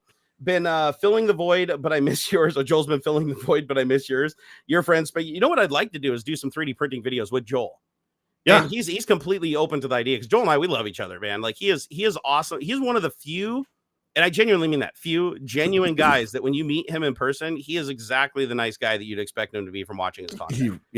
He is legitimately a genuine guy. Like he called me so many times. Well, I've been offline, not doing any content, nothing, not getting any views or anything. Called me and said he would drop what he's doing just to come over and help me, like fix stuff around the house and move stuff, even though he's got a busy shooting schedule and he's got, editors and brand managers. He's like, nah, dude, it's like, no, I'll make the time. I'll come over there and do it. He is just a super genuine, nice guy. And that is not something you see a whole lot from people in this business. Genuinely. I mean, not to say that they don't exist. I'm just saying that there's been a lot of people that I've met and got close to throughout this process where off camera, they're a completely different animal. Like, and so it's rare to find people that are exactly what they present as on camera in person. Like if you meet Joel in person someday, you're going to be like, this is exactly the same guy that just walks in front of the camera and starts doing his thing. Like there's no appreciable difference. The dude is just awesome. But yeah, the goal is I would love to get back into 3D printing. I really would. It's actually something that I was hugely passionate about. Again, just like everything else, I dropped it because of my health problems and the things going on in my life and just the frustration and the anxiety and the depression. And I've been in therapy for it now and all that stuff. Shit happens, shit happens. But I do want to 3D print again. And not only do I want to 3D print again, I want to actually start making stuff and putting it on a store. So instead of selling shirts and stuff that everybody else just has a company, just like brand stuff and put shit on, I want to actually physically print things with my hand, put them into an inventory. I don't know if it's Amazon or what I use. I haven't decided yet. And have people be able to buy stuff that I actually interacted with, created, and printed myself. That's something that I want to do, even though it won't be nearly as profitable as just peddling a bunch of shirts and hats and cups and stuff, which is perfectly fine.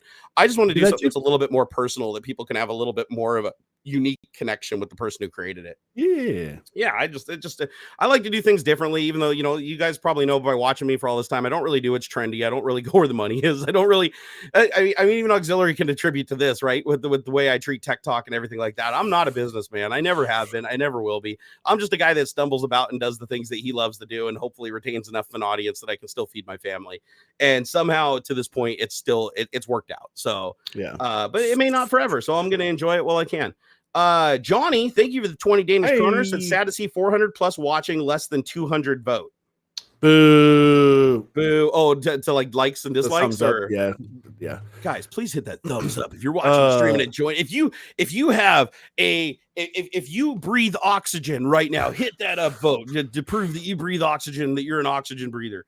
It's funny when videos do that, man. I crack up whenever I see that. It's like, yeah, if you want to, help cure my cat's cancer, hit like now. It's like, oh, come on, dude. Like, you're somebody asked Lumen 8, what's a good start to 3D printer just to get your toes wet, mostly for like small figures for Warhammer? It depends. I'm gonna, because I personally asked Joel this very same question. And so it depends on the direction you want to go. If you're looking for a very fine, like, what's the word, like fidelity, like you want a very resolution looking, a very, very fine resolution print, I would look into, as I recall, the Elegoo resin printers. I think come out fairly cheap. You can get they're pretty cheap. I know you go on sale. every once in a while. Like I remember they're like 200, around 250. 250. Yeah, for that one. Cheap resin so too. The resins have come way down in price too. You can get like what is it, like a liter of resin for like $30 or something. So it's pretty comparable to like a good filament, a good FDM it's filament. very there's like not the lines like you'll see with like a additive whatever printing, right? Like your classic 3D printing with the filament and stuff. You'll see little lines and stuff, and you can get really tight nozzles and shit that is very fine, but that's expensive. Yeah, my old otherwise is 10 micron. And all the new $200 SLA printers can kick the shit out of that thing, and it's $4,000 printer. So for $200, you can get a printer. Now, granted, the build volume isn't going to be huge. Like you get a huge build volume with an SLA, minis, it gets really gross. Like you need a plate that's 2-3 inches square. Yeah, and if you're doing printing miniatures, 2 or 3 minis at a time. So for miniatures, though, like I can't stress this enough. SLA, 100%.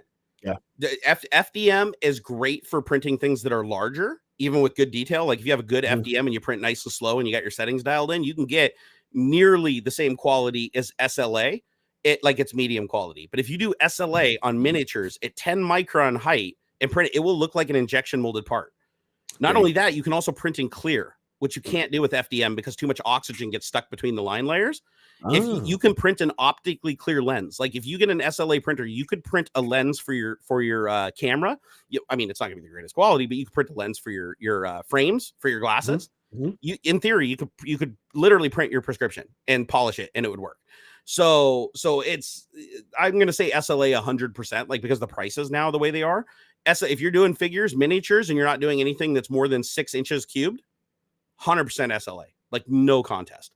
But FDM is good for if you're building big stuff or it needs to be structurally sound, like hard something. Because to get an ABS equivalent resin, it's super expensive and it's not quite as strong as say like ABS. But in FDM, you can get things like nylon, polycarbonate. Now, granted, you got to get an FDM printer that can hit the temperatures to print this stuff, but you can use a lot of exotic filaments that can handle lot more load. Just like it's like 80-something% copper. They mix a bunch of copper dust in with the plastic, and then you can actually it's practically like a solid copper thing, like whatever it is. You can practically like printing metal. You can and you can bake out the plastic. Like you put it in a kiln later, and it vaporizes and shit, and then it's just solid fucking copper and stuff. It's neat. Yeah, that's what do they call it? Sintering. So yeah, and you can do that, but I want to do. There's a big gotcha there that nobody tells you about because the company isn't. There's a reason why you don't see a ton of people printing in metal. The reason being is one, you need a temperature controlled kiln that can reach the melting point of the material you're doing. So if it's bronze, no problem. Copper, pretty easy. Steel, holy shit, you need a hell of a kiln to do it, right? So in the other you're talking industrial size at that point. There's no at home printing steel. Yep. Come on, that's like 1500 degrees. Yeah. The other thing that they don't tell you about metal printing is it is not dimensionally accurate. It is not. Right. So it shrinks. Not only does it shrink, it shrinks non-uniformly. So the thicker parts shrink at a different volume than the thinner parts. So if you design something, you literally have to take into account when you're designing the part exactly what you think the shrink rate is going to be for a given part based on its thickness in both axes. It is so hard to build a dimensionally accurate part. Like I was talking to the guys when I went to CES who were doing the metal printing. I was like, hey, can I print stuff could I print like a wheel for my RC car? And they're like, oh yeah, you could totally do that in metal though, but you'd have to do this, and then you're going to want to heat it and anneal it. And you might have to stretch it a little bit and work it. And it was it not just right off the printer. It just fits the bead of the tire really nicely. And the other thing is the surface finish is pretty rough. Like you have to spend, if it's a metal part that you need polished to make a seal or something like that, it's a lot of work. However, there are a lot of really cool things that you can make in metal using it. Just realize that the print time is going to be higher. Right. So to lay down the material, you're going to have to not just sinter it, but you also have to run it through a heat cycle that just burns off the plastic and then another heat cycle that sinters the metal. And so it can take as much as 24 hours to make a part this big. Dude. So it's not like what everybody says. Plus the filaments are incredibly expensive, the metal impregnated filaments. And you have to have a nozzle that can handle a ruby nozzle or a nozzle that's made out of a material that's stronger than the particles that are in the plastic. So if you're printing in stainless steel, you'd need a ruby nozzle. If you're printing in bronze, you'd need a stainless steel nozzle. If you're printing in copper, you get it. You just have to have a nozzle that's stronger than the material you're putting. Otherwise, it'll just hollow it out like sandpaper. I personally haven't done it yet. Like I have a neighbor that has a kiln. He said if I printed, and I have some metal filament, so maybe who knows? When I return to 3D printing, I got a ruby nozzle. Maybe I'll throw some metal filament. I got some copper filament, so I'll print some copper, send it over there, have him heat cycle it through his little thing, and see what we get. Maybe a little metal action figure or something. Now, if you're doing something that's organic, bright copper Barnacules. That shit would be sick. That'd be tight, dude. So if polish it up real good. Yeah, and you can. You can get a really nice finish on these things. And if you center them right, like they won't have voids in them. Like it'll be solid. Like it's about as solid as you could think you could get. So it is a neat technology, but the reason you always go to these conventions and they show off all these things, and you're like, why isn't everybody just doing this? Like if you can just use an FDM printer and just like whip this thing out. And I think everybody's conception is, oh yeah, we'll just throw it in the oven, or you just need like a little $100 kiln. No, it is a very expensive and time consuming. Oh yeah, man, it's metal, not clay. Yeah. Exactly. You're not just firing clay. You're literally melting steel together. And if you get the temperature either wrong, like your kiln's off by a couple degrees, or because remember, to get to that centering point, you have to get right on the edge of it melting and turning to a liquid, but not quite, just to where the metal bonds together, but it doesn't flow. And you have to pack it into something that holds its form. Otherwise, it'll collapse under its own weight while it's centering. So you have to get so many things flawlessly right to get a part out of there that's even remotely usable. So the only thing that I think they're good for, like if you want to do metal printing and you really want to buy the kiln and get the printer and get the nozzle and do the metallic filaments, the only thing I think it's really practical for is printing like figures, like big action figures, and maybe like, houses and stuff for maps. Like if you're making like a really, really cool D&D thing, stuff like that of an artistic nature, and maybe like doing jewelry stuff. But the other thing is there's way better and cheaper ways to do it. Like for instance, if you want to make jewelry, go get some wax filament. Go get some wax. You can get wax SLA resin. And you can print. This is what a lot of jewelers do. You can print a ring out of wax using an SLA printer, super high detailed, no layer lines. You pull it out, you clean it up, pull the supports off it or whatever, and you just take that and you put it in some sand, like some of the casting sand, and you pour in a little molten copper, and you can melt copper just using like charcoal briquettes and a graphite, crucible in your backyard, and you pour it in there, and you get something that's like absolutely perfectly solid and can be polished with all the detail and everything in it. So, and that process is going to be faster. You'll be able to do that a hell of a lot faster and repeatable than you are printing something and having to like pack it into sand, put carbon on top of it, stick it into a kiln, cycle it for 12 to 24 hours and pull it out and find out you failed the first 3 times. By that time, you could already have 100 pop cans or 100 rings from pop cans you melted down in your backyard and just pour it into these little ring forms that you're just printing over and over again. So I personally think that that's why you don't see a lot of stuff happening with the metallic filament, because with a cheaper setup and a faster setup, you can actually get a better quality, in my opinion, and it'll be dimensionally accurate. So if you pour something into a sand mold and the liquid is flowing in there, and as it's cooling, it's still filling the voids, when you pull it out, it's going to be pretty close, dimensionally accurate to what you put in, whereas you're not going to get that with the printed stuff centered. So just keep that in mind if you're chasing that, thinking it's like some super holy grail. It really isn't. Let's see here. Victor, thank you for the $2. Said, I need another Barnacules tri-blend shirt in 4X. Unfortunately, my merch store is closed, and I don't know when a new one will open. But if it does, I will make sure that we got some big boy shirts in there. Let me tell you, because otherwise they won't even fit me. Patrick Bentley, thank you for the $5. He said, here's for a few of the forgotten like buttons. Thanks for giving me an enjoyable break from my remodeling, cleaning up. You are very welcome, Patrick, and hopefully I can get some motivation after this to start working on this cave again, because this is getting ridiculous. Camaro 85, thank you for the €10. He said, weird fact, in German we have Prost for drinking and Malzit for waiting, wanting.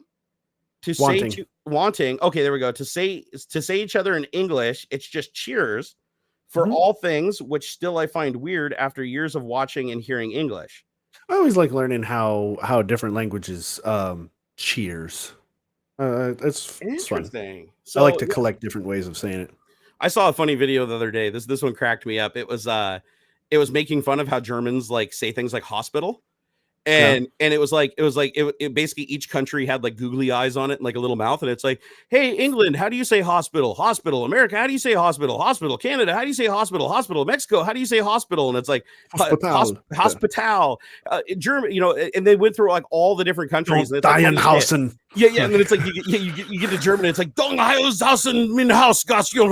It's like 40 syllables, and you're like, oh my god. And then all the other states like look, or all the other countries look at Germany, like their eyes caught over Germany, like, what is going on with you guys over there?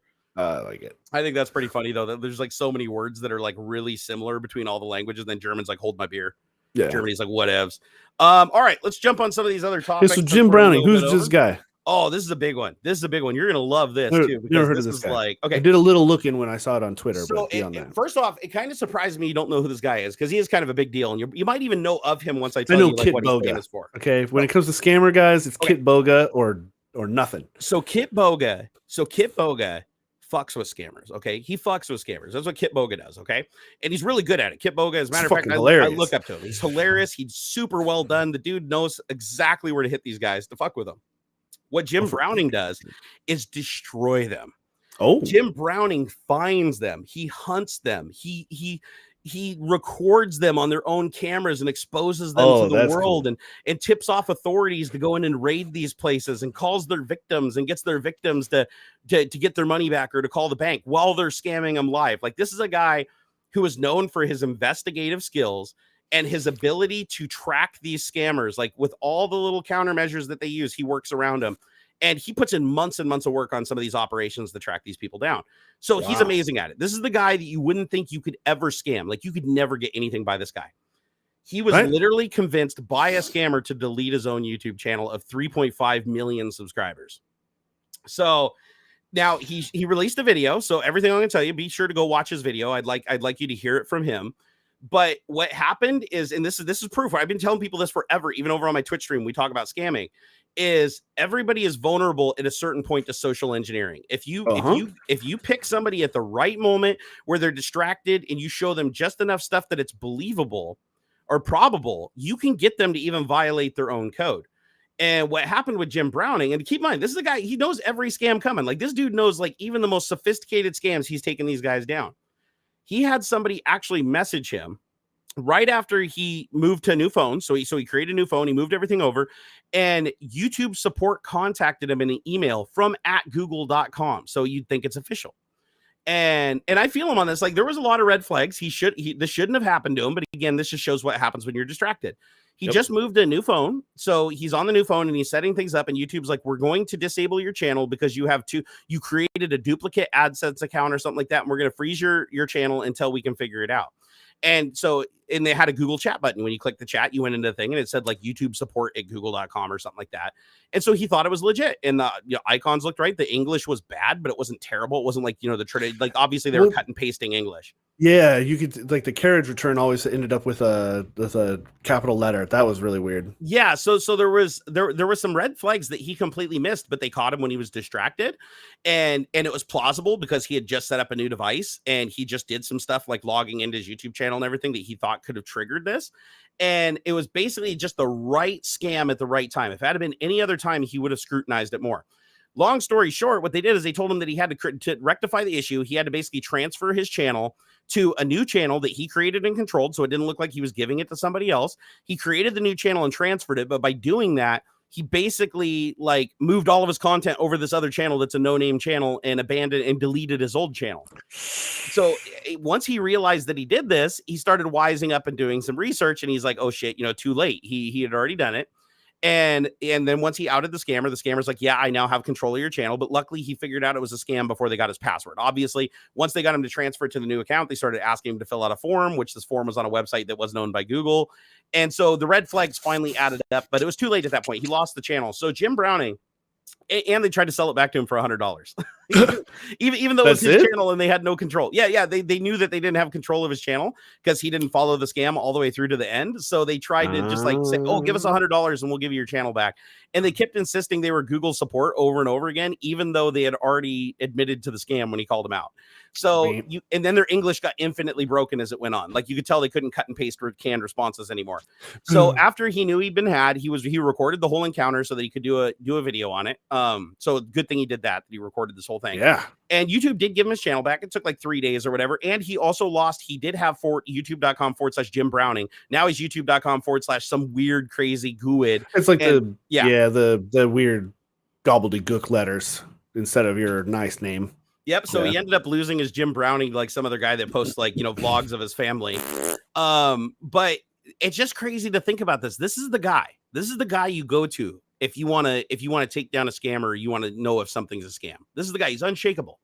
The dude is like, nobody knows who he is. He's good at remaining anonymous. The dude obviously is like an authority in cybersecurity, but they caught him at the perfect time when something was plausible, using an exploit that he was not aware of through Google to make them look like they were an official channel. And he and the things that they were asking him to do weren't exactly crazy. Like they kind of made sense. Like, oh, go create another account and then transfer it, and this will create another AdSense, and then we'll merge them together and remove the other two, and then you'll have the AdSense. And at no point did they try to take control away until the end of the scam, and that's when he already was wise to it. But it was like, up until that point, it was like super plausible. And I was like, but again, when you watch the video, like me personally, I was like, come on, Jim, like you were really off your game, bro. Like there was a lot more red flags you should have picked up on. But again, they caught him at the right time. He was distracted. He said he was doing stuff with his mom. That he had some other shit going on. It seemed plausible. The guy in chat that didn't have a lot of broken English. It was like the spelling was correct.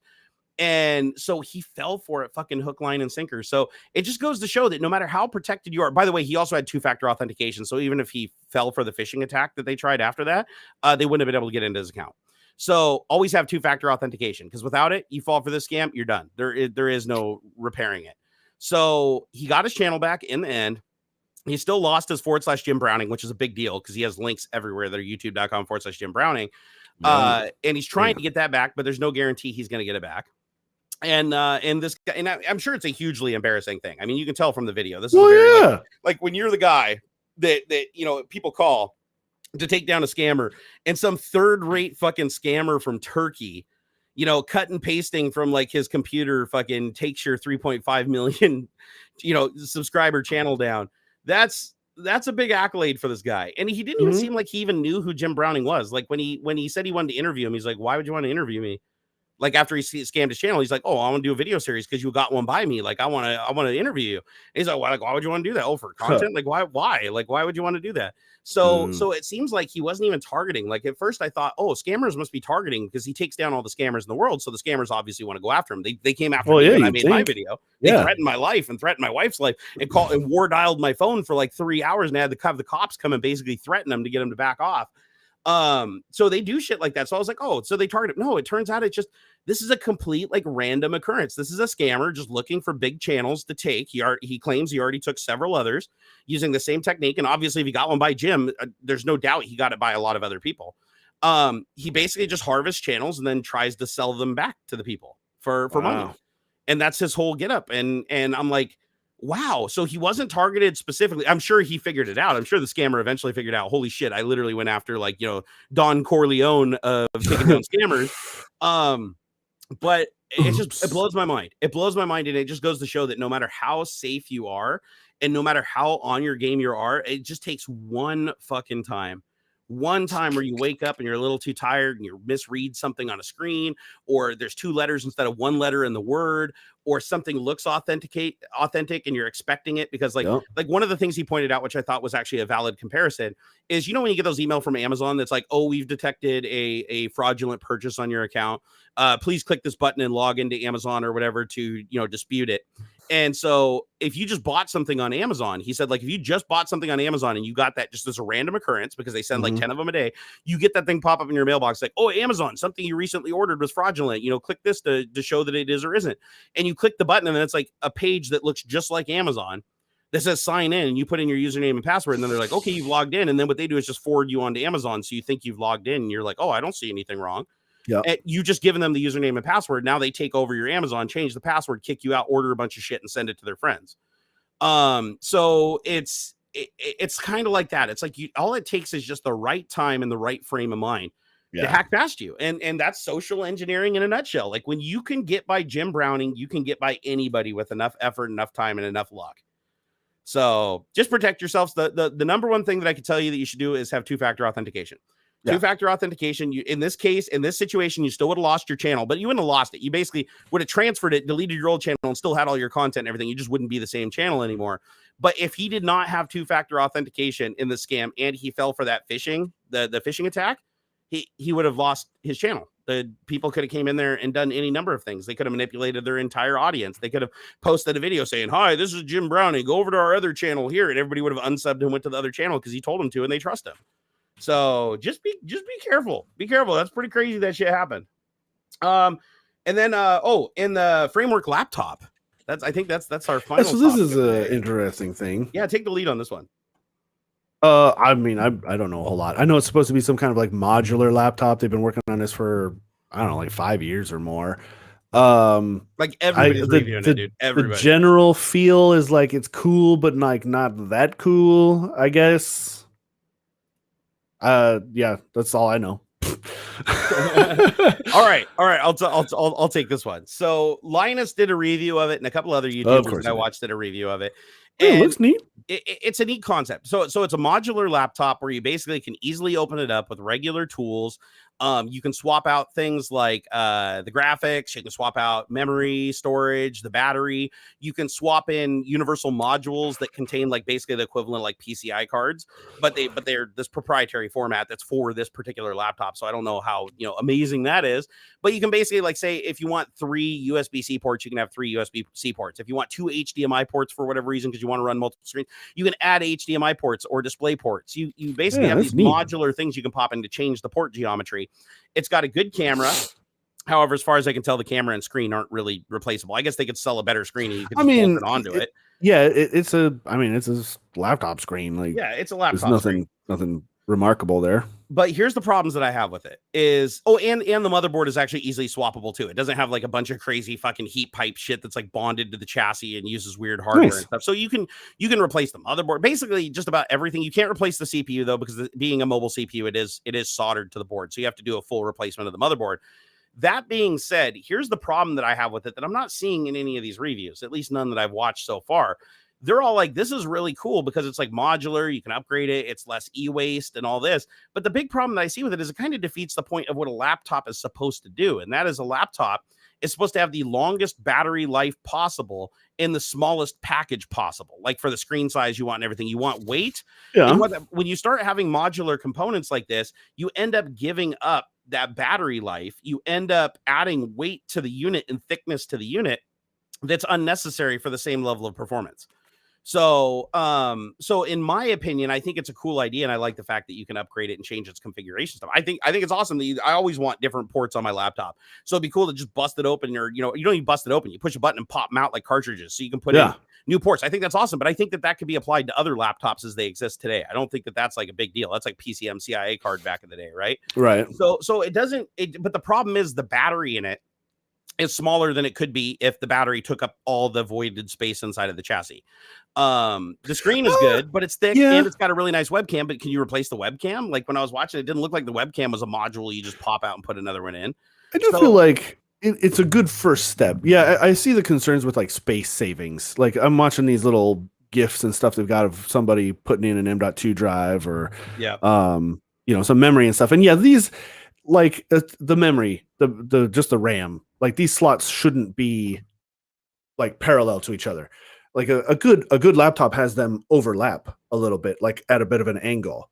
And so like I feel like there's some iterative like improvements that can be made here. But for a first go round, like this is remarkable. It works. It's got a battery that does. I'm not seeing any claims of longevity. It just says 55 watt hours. Is through a work day on a single charge. But yeah, like okay. I do like the screen. I love the fact that they opted for like a 3x2 square screen. Like you don't see that on laptops anymore. And that allows you to have a more compact in with the keyboard and then a longer design, which gives you more space inside, right? So again, but that's space that if they utilized for a bigger battery pack that filled the entire void space of the unit, they'd get a lot more battery performance out of it. I don't know what the battery, what is the battery performance on this thing? Is it like, I wonder if it's decent. It just says 55 watt hours and that it gets you through a work day on a single charge. So someone who's actually played with it a little bit is going to have to clarify. Can you even put a high performance GPU in this thing though? Like I don't see a probably not. This sort of thing is going to be, it's probably going to be more integrated. Yeah, it does look like it has an upgradable speaker, upgradable battery, upgradable storage and memory, but most laptops have upgradable storage and memory unless you're buying it from the Big Apple. Right. It looks like it's got upgradable radio gear, so you can add different like Wi-Fi. But again, I've seen laptops that you can do that too. That's not a big deal.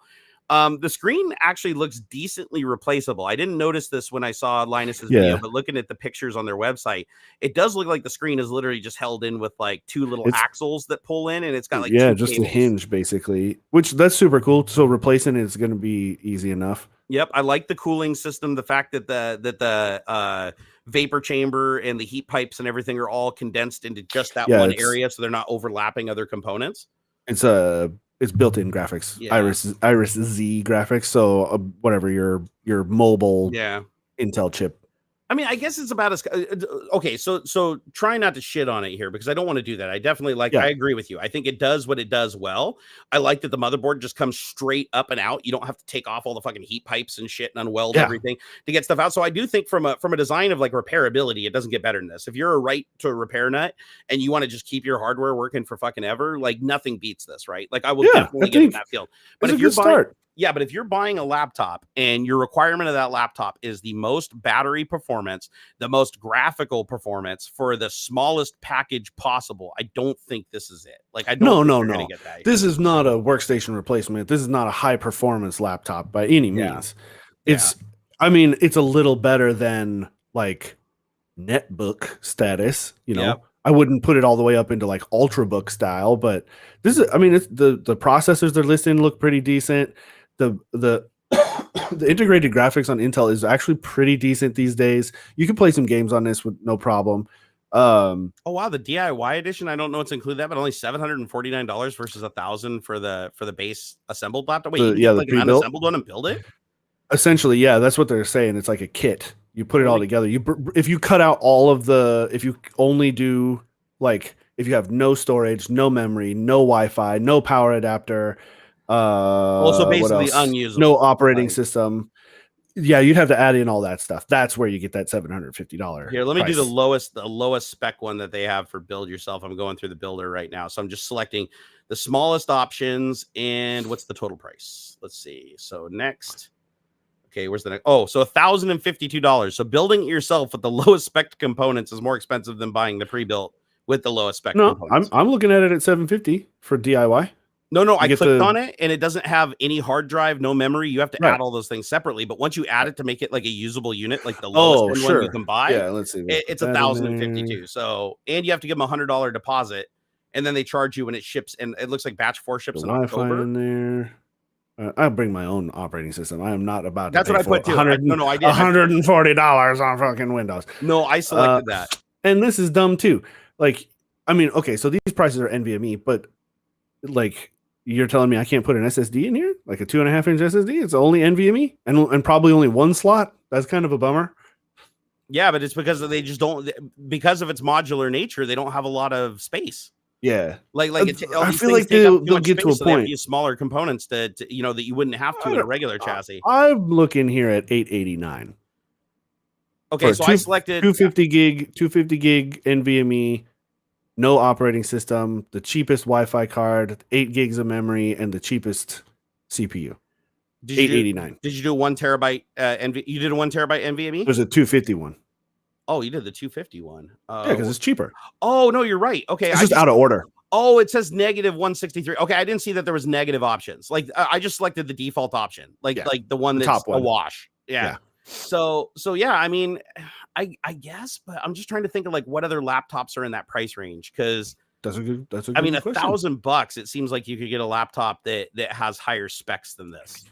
So, but I'm not sure. I'm not sure in today's market. That might be like total bullshit. But I do think that there's a market for this just for the screen alone. Honestly, for that nobody else is doing that. The whole 3x2 screen, the square screen.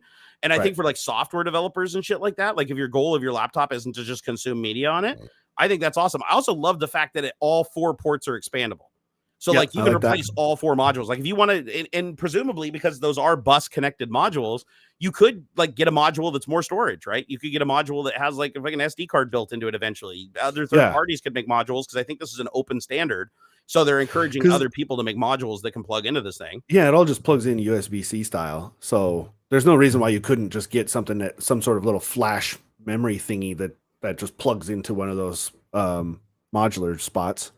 The weird thing that I don't get is why is it on the back? Okay, so Okay, so on the back side of the module, it does plug in as a USB-C. So what I wonder is, can you just pull the module out of the hole, and like all together, and then just plug in any USB-C device like directly into the bus? Almost certainly. Yeah, I would be pretty cool.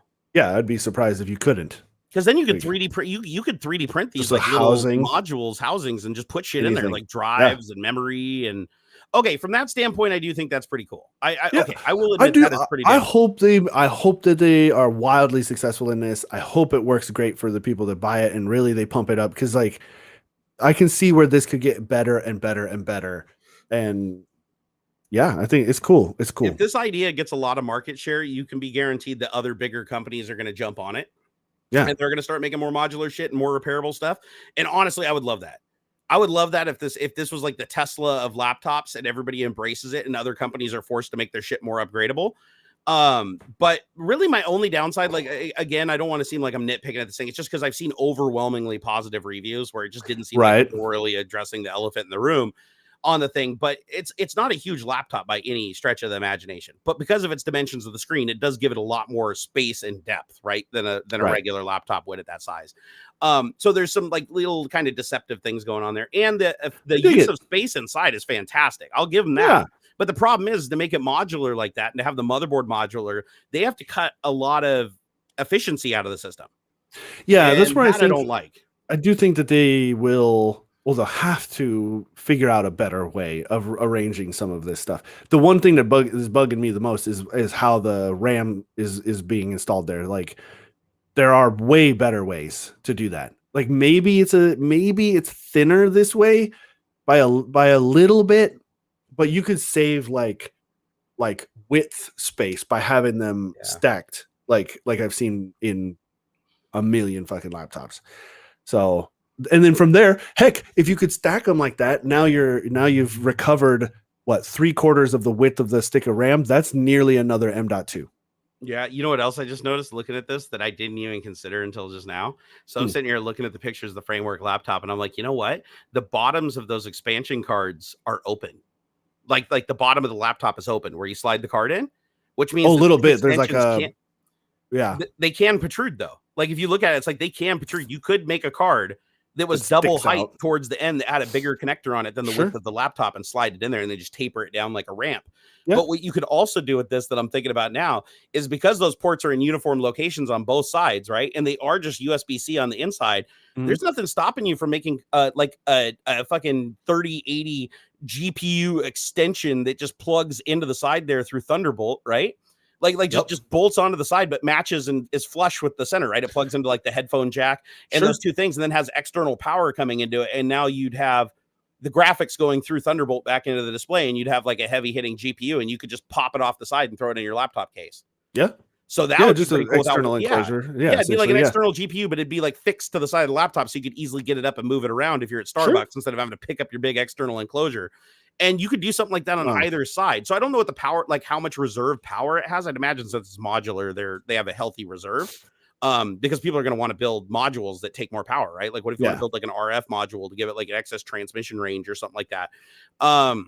But if there is enough like surplus power coming off the power supply, or it can handle a bigger power supply for even greater expansion later on. None of these I know the answer to, but if that's the case, because it's an open standard, you can make all kinds of stuff that sticks out of those expansion ports that isn't just those little cards. You can make double expansions. You can make an expansion that goes into both ports, and and for whatever reason, docks power and things, whatever, any kind of stuff. Exactly. Have like a little dock run around. I see a lot of potential for this to be expanded upon, and I think that combined with the unique screen shape, I think there's some promise here. I really do. And I like how the keyboard comes off it too. So you can actually swap the main board even. Yeah, no, that's what I was saying. It's like the whole thing comes out. The that's CPU, cool. The heat pipe, the vapor chambers, they're all one unit that just comes out as a rectangle. So there's nothing over the top of it. You basically just pop the keyboard off, and you can lift the whole brains of the computer out and swap it in with the new one if they release it. So cool. I do think that that's pretty cool, and I do think it's an open standard, right? Like that's what I thought I picked up in the videos that I was watching. Is they said that like other companies could potentially make modules for this, which means that they don't have to worry about like licensing issues and stuff, because that's on the companies that build the modules and not them. I mean, what are they gonna like patent here? The shape of the expansion card? Like it's just plugs into USB-C. So like, why not? No, I'm saying like if they built an expansion for like a standard that's licensed, like What would be a good example? Like, is DisplayPort licensed? I don't know. Is that an open No, standard, it's or like open. HDMI? Is HDMI open too? You got to pay. No, you got to pay to license HDMI. Okay, so like if you wanted an HDMI module on it, then obviously whoever makes the module has to pay that fee. Oh, to yeah. make the HDMI module for it. Right. And maybe there's like new technology that comes out down the road, like some wireless transmitter or something that gives you like super high speed proprietary line of sight communication or something. Then of course you need to license that. But as long as the person that's building the module is responsible for that, then it alleviates the laptop manufacturer from those lawsuits. They can basically just build the device that enables the other people to even DIY modules themselves, in which case they don't need the licensing permission. So, Right. so I do think that this does open up like a cool gray area, not just for right to repair, but also for people to build like expandable modules and market them and sell them, or just build them for themselves and have them integrate fluidly with the laptop instead of having to be plugged in externally. But the one thing I do say is it does plug in through USB-C, and it's essentially Thunderbolt. So it really doesn't do anything that you couldn't do just by putting a dock on a regular laptop, right? I mean, like you can plug a dock into the USB-C of the side of a laptop, or even like a MacBook Pro, get one of those ones that flush fits to the side of it, plug it in, you're essentially getting the same thing. So while preserving the space inside of the laptop for that dense packed componentry to give you that really fast GPU and all that stuff. So I still don't know how popular this is going to be, except for hardcore nerds. I definitely see for hardcore nerds. Like I'd even honestly, if I had the money, I'd buy one. I'd buy one just for the 3x2 screen and just to brag about like all the shit that you could upgrade on it and how it's like better than your laptop because I can potentially put anything in it. Like, no, I'd love to have that bragging rights. But for a laptop that I'm carrying, it's like right now I have a Razer Blade Pro sitting in front of me that's like 4 years old now. It's got a 1080 GPU, which will kick the shit out of this thing. It's got a good processor. I think the processor in that one might be faster than this at that point, but it's got a shit kicker of a GPU in it. And it is much bigger, but it also has a larger screen. Right. You know, it also has it has a shitty webcam though. That's the one thing I'll give this to is the webcam on it's fantastic by comparison to every other webcam I've ever seen on a laptop. So I think that's pretty baller. Here, I want to thank a couple more super chats here real quick, and then we're gonna wrap it up. Camaro 85, thank you for the €5. He said, I was meaning for eating and drinking. Sorry. Oh, sorry. When we were trying to read through on his German words, he said they have different words for eating and drinking. So instead of cheers, like they have a cheers for eating and a cheers for drinking, I believe. Like bon appetit versus cheers or whatever, right? Oh, I thought it was bone apple tits. It's bon appetit. Oh, okay. I've been getting that wrong this whole time. Camaro 85, thank you for the €5. I'll be here all night. Once I got 2 vibrators from Amazon with my account, they gave it 5 stars. It was a hidden order, hard to find on Amazon. Since then, 2-factor authentication. I think that's funny that somebody went through the effort to hack your account just to order some dildos. I had some shit, just some random stuff show up at my place before. I have too. It was just and no orders. Was it seeds? No, was it no seeds? order. No, it was a seal plush, like a stuffed animal, like a seal plushie, and something else, like some weird, I don't know, plastic hair bands or something like that. It had my name, or had my name on it. Everything. I scrubbed through my Amazon account. No weird orders are placed on my account. No weird charges on any of the cards or anything. Just. And then I come to find out that like sometimes what happens is companies like small weird drop shipper companies or whatever will just send random shit to people to generate like a legit purchase for the purpose of like review stuffing basically. You can then review they'll put up a fake review or something from some other, but it's like a verified purchase, but it's like sent to just random Amazon members. It's weird. It was they did something weird. It was like they created a product and then it wasn't what it really was. It'd be like the product would be like $1 and it'd be like GPU for computer or something like that. And then they would basically order it through your account or drop ship it to you as a gift or whatever for like $1. And then once it got to your house, as long as you didn't cancel the order, like go in and cancel it and return it to Amazon, it would basically say that you were like a legitimate reviewer. And then they'd use your account to leave a review for their product and then rename or change the price of the product and change it back to what it originally was. So if you looked at the history, it was something like that. It's like, it was really this weird, complicated scam. But the idea being is like, for me, it was seeds. They got me with the seeds. They sent me this thing. I opened up at seeds. I'm like, is this fucking anthrax? Like, what are they sending me here? And it was a bunch of seed packets. And I was like, what shit is this? And then it took months. I just threw them away. I was like, oh, so it just got delivered wrong. Amazon fucked up, whatever. I'm not going to mess up for a couple seeds that are worth like $1. But then I watched this news thing that popped on TV, and it's like, oh yeah, people are just receiving seeds all over the place. They're like, please don't go outside and plant these because a lot of these seeds are invasive species. But they also said that the reason that they were being sent from these Chinese companies is because they were gaming Amazon to show that that like 5,000 people bought these. They'd send them like 5,000 people, and then they'd go in and change it from seeds to something else. Like the same listing with the same model number, they would change it to something else after everybody used those legitimate shippings to leave reviews of 5 stars saying, oh, this is the greatest 1080 GPU ever. Oh, this is the best 1080 GPU ever. But it was literally seeds for like $1. And then after all the reviews came in, the fake reviews that they created because they were legitimately delivered, allowing Amazon to let them leave a review with your account or something like that, then they would change it back to what they wanted it to be. So then when people search for GPU, it'd pop up and say, oh, this GPU has 5,000 excellent reviews. But really all it meant was 5,000 $1 packets of seeds were shipped to 5,000 people, and they just bought 5,000 reviews. Yeah, so it was so bizarre. Like I don't even remember exactly how it worked, but I think they've cracked down on that now. I don't think that's happening anymore. It was just like a month or so ago. It must. And it's, hey, you know what's funny is like it's a fucking good like stuffed animal. Like it's cool. It's very soft and smooshy, and it's cute. I liked it. I'm like, thank you very much, random internet person sending me this shit with my name on it. Like it was cool. Yeah, I'm like, wow, man, I got some seeds. I liked it. Yeah. Thanks. Free shit. Yeah, that's what YouTubers live for, man.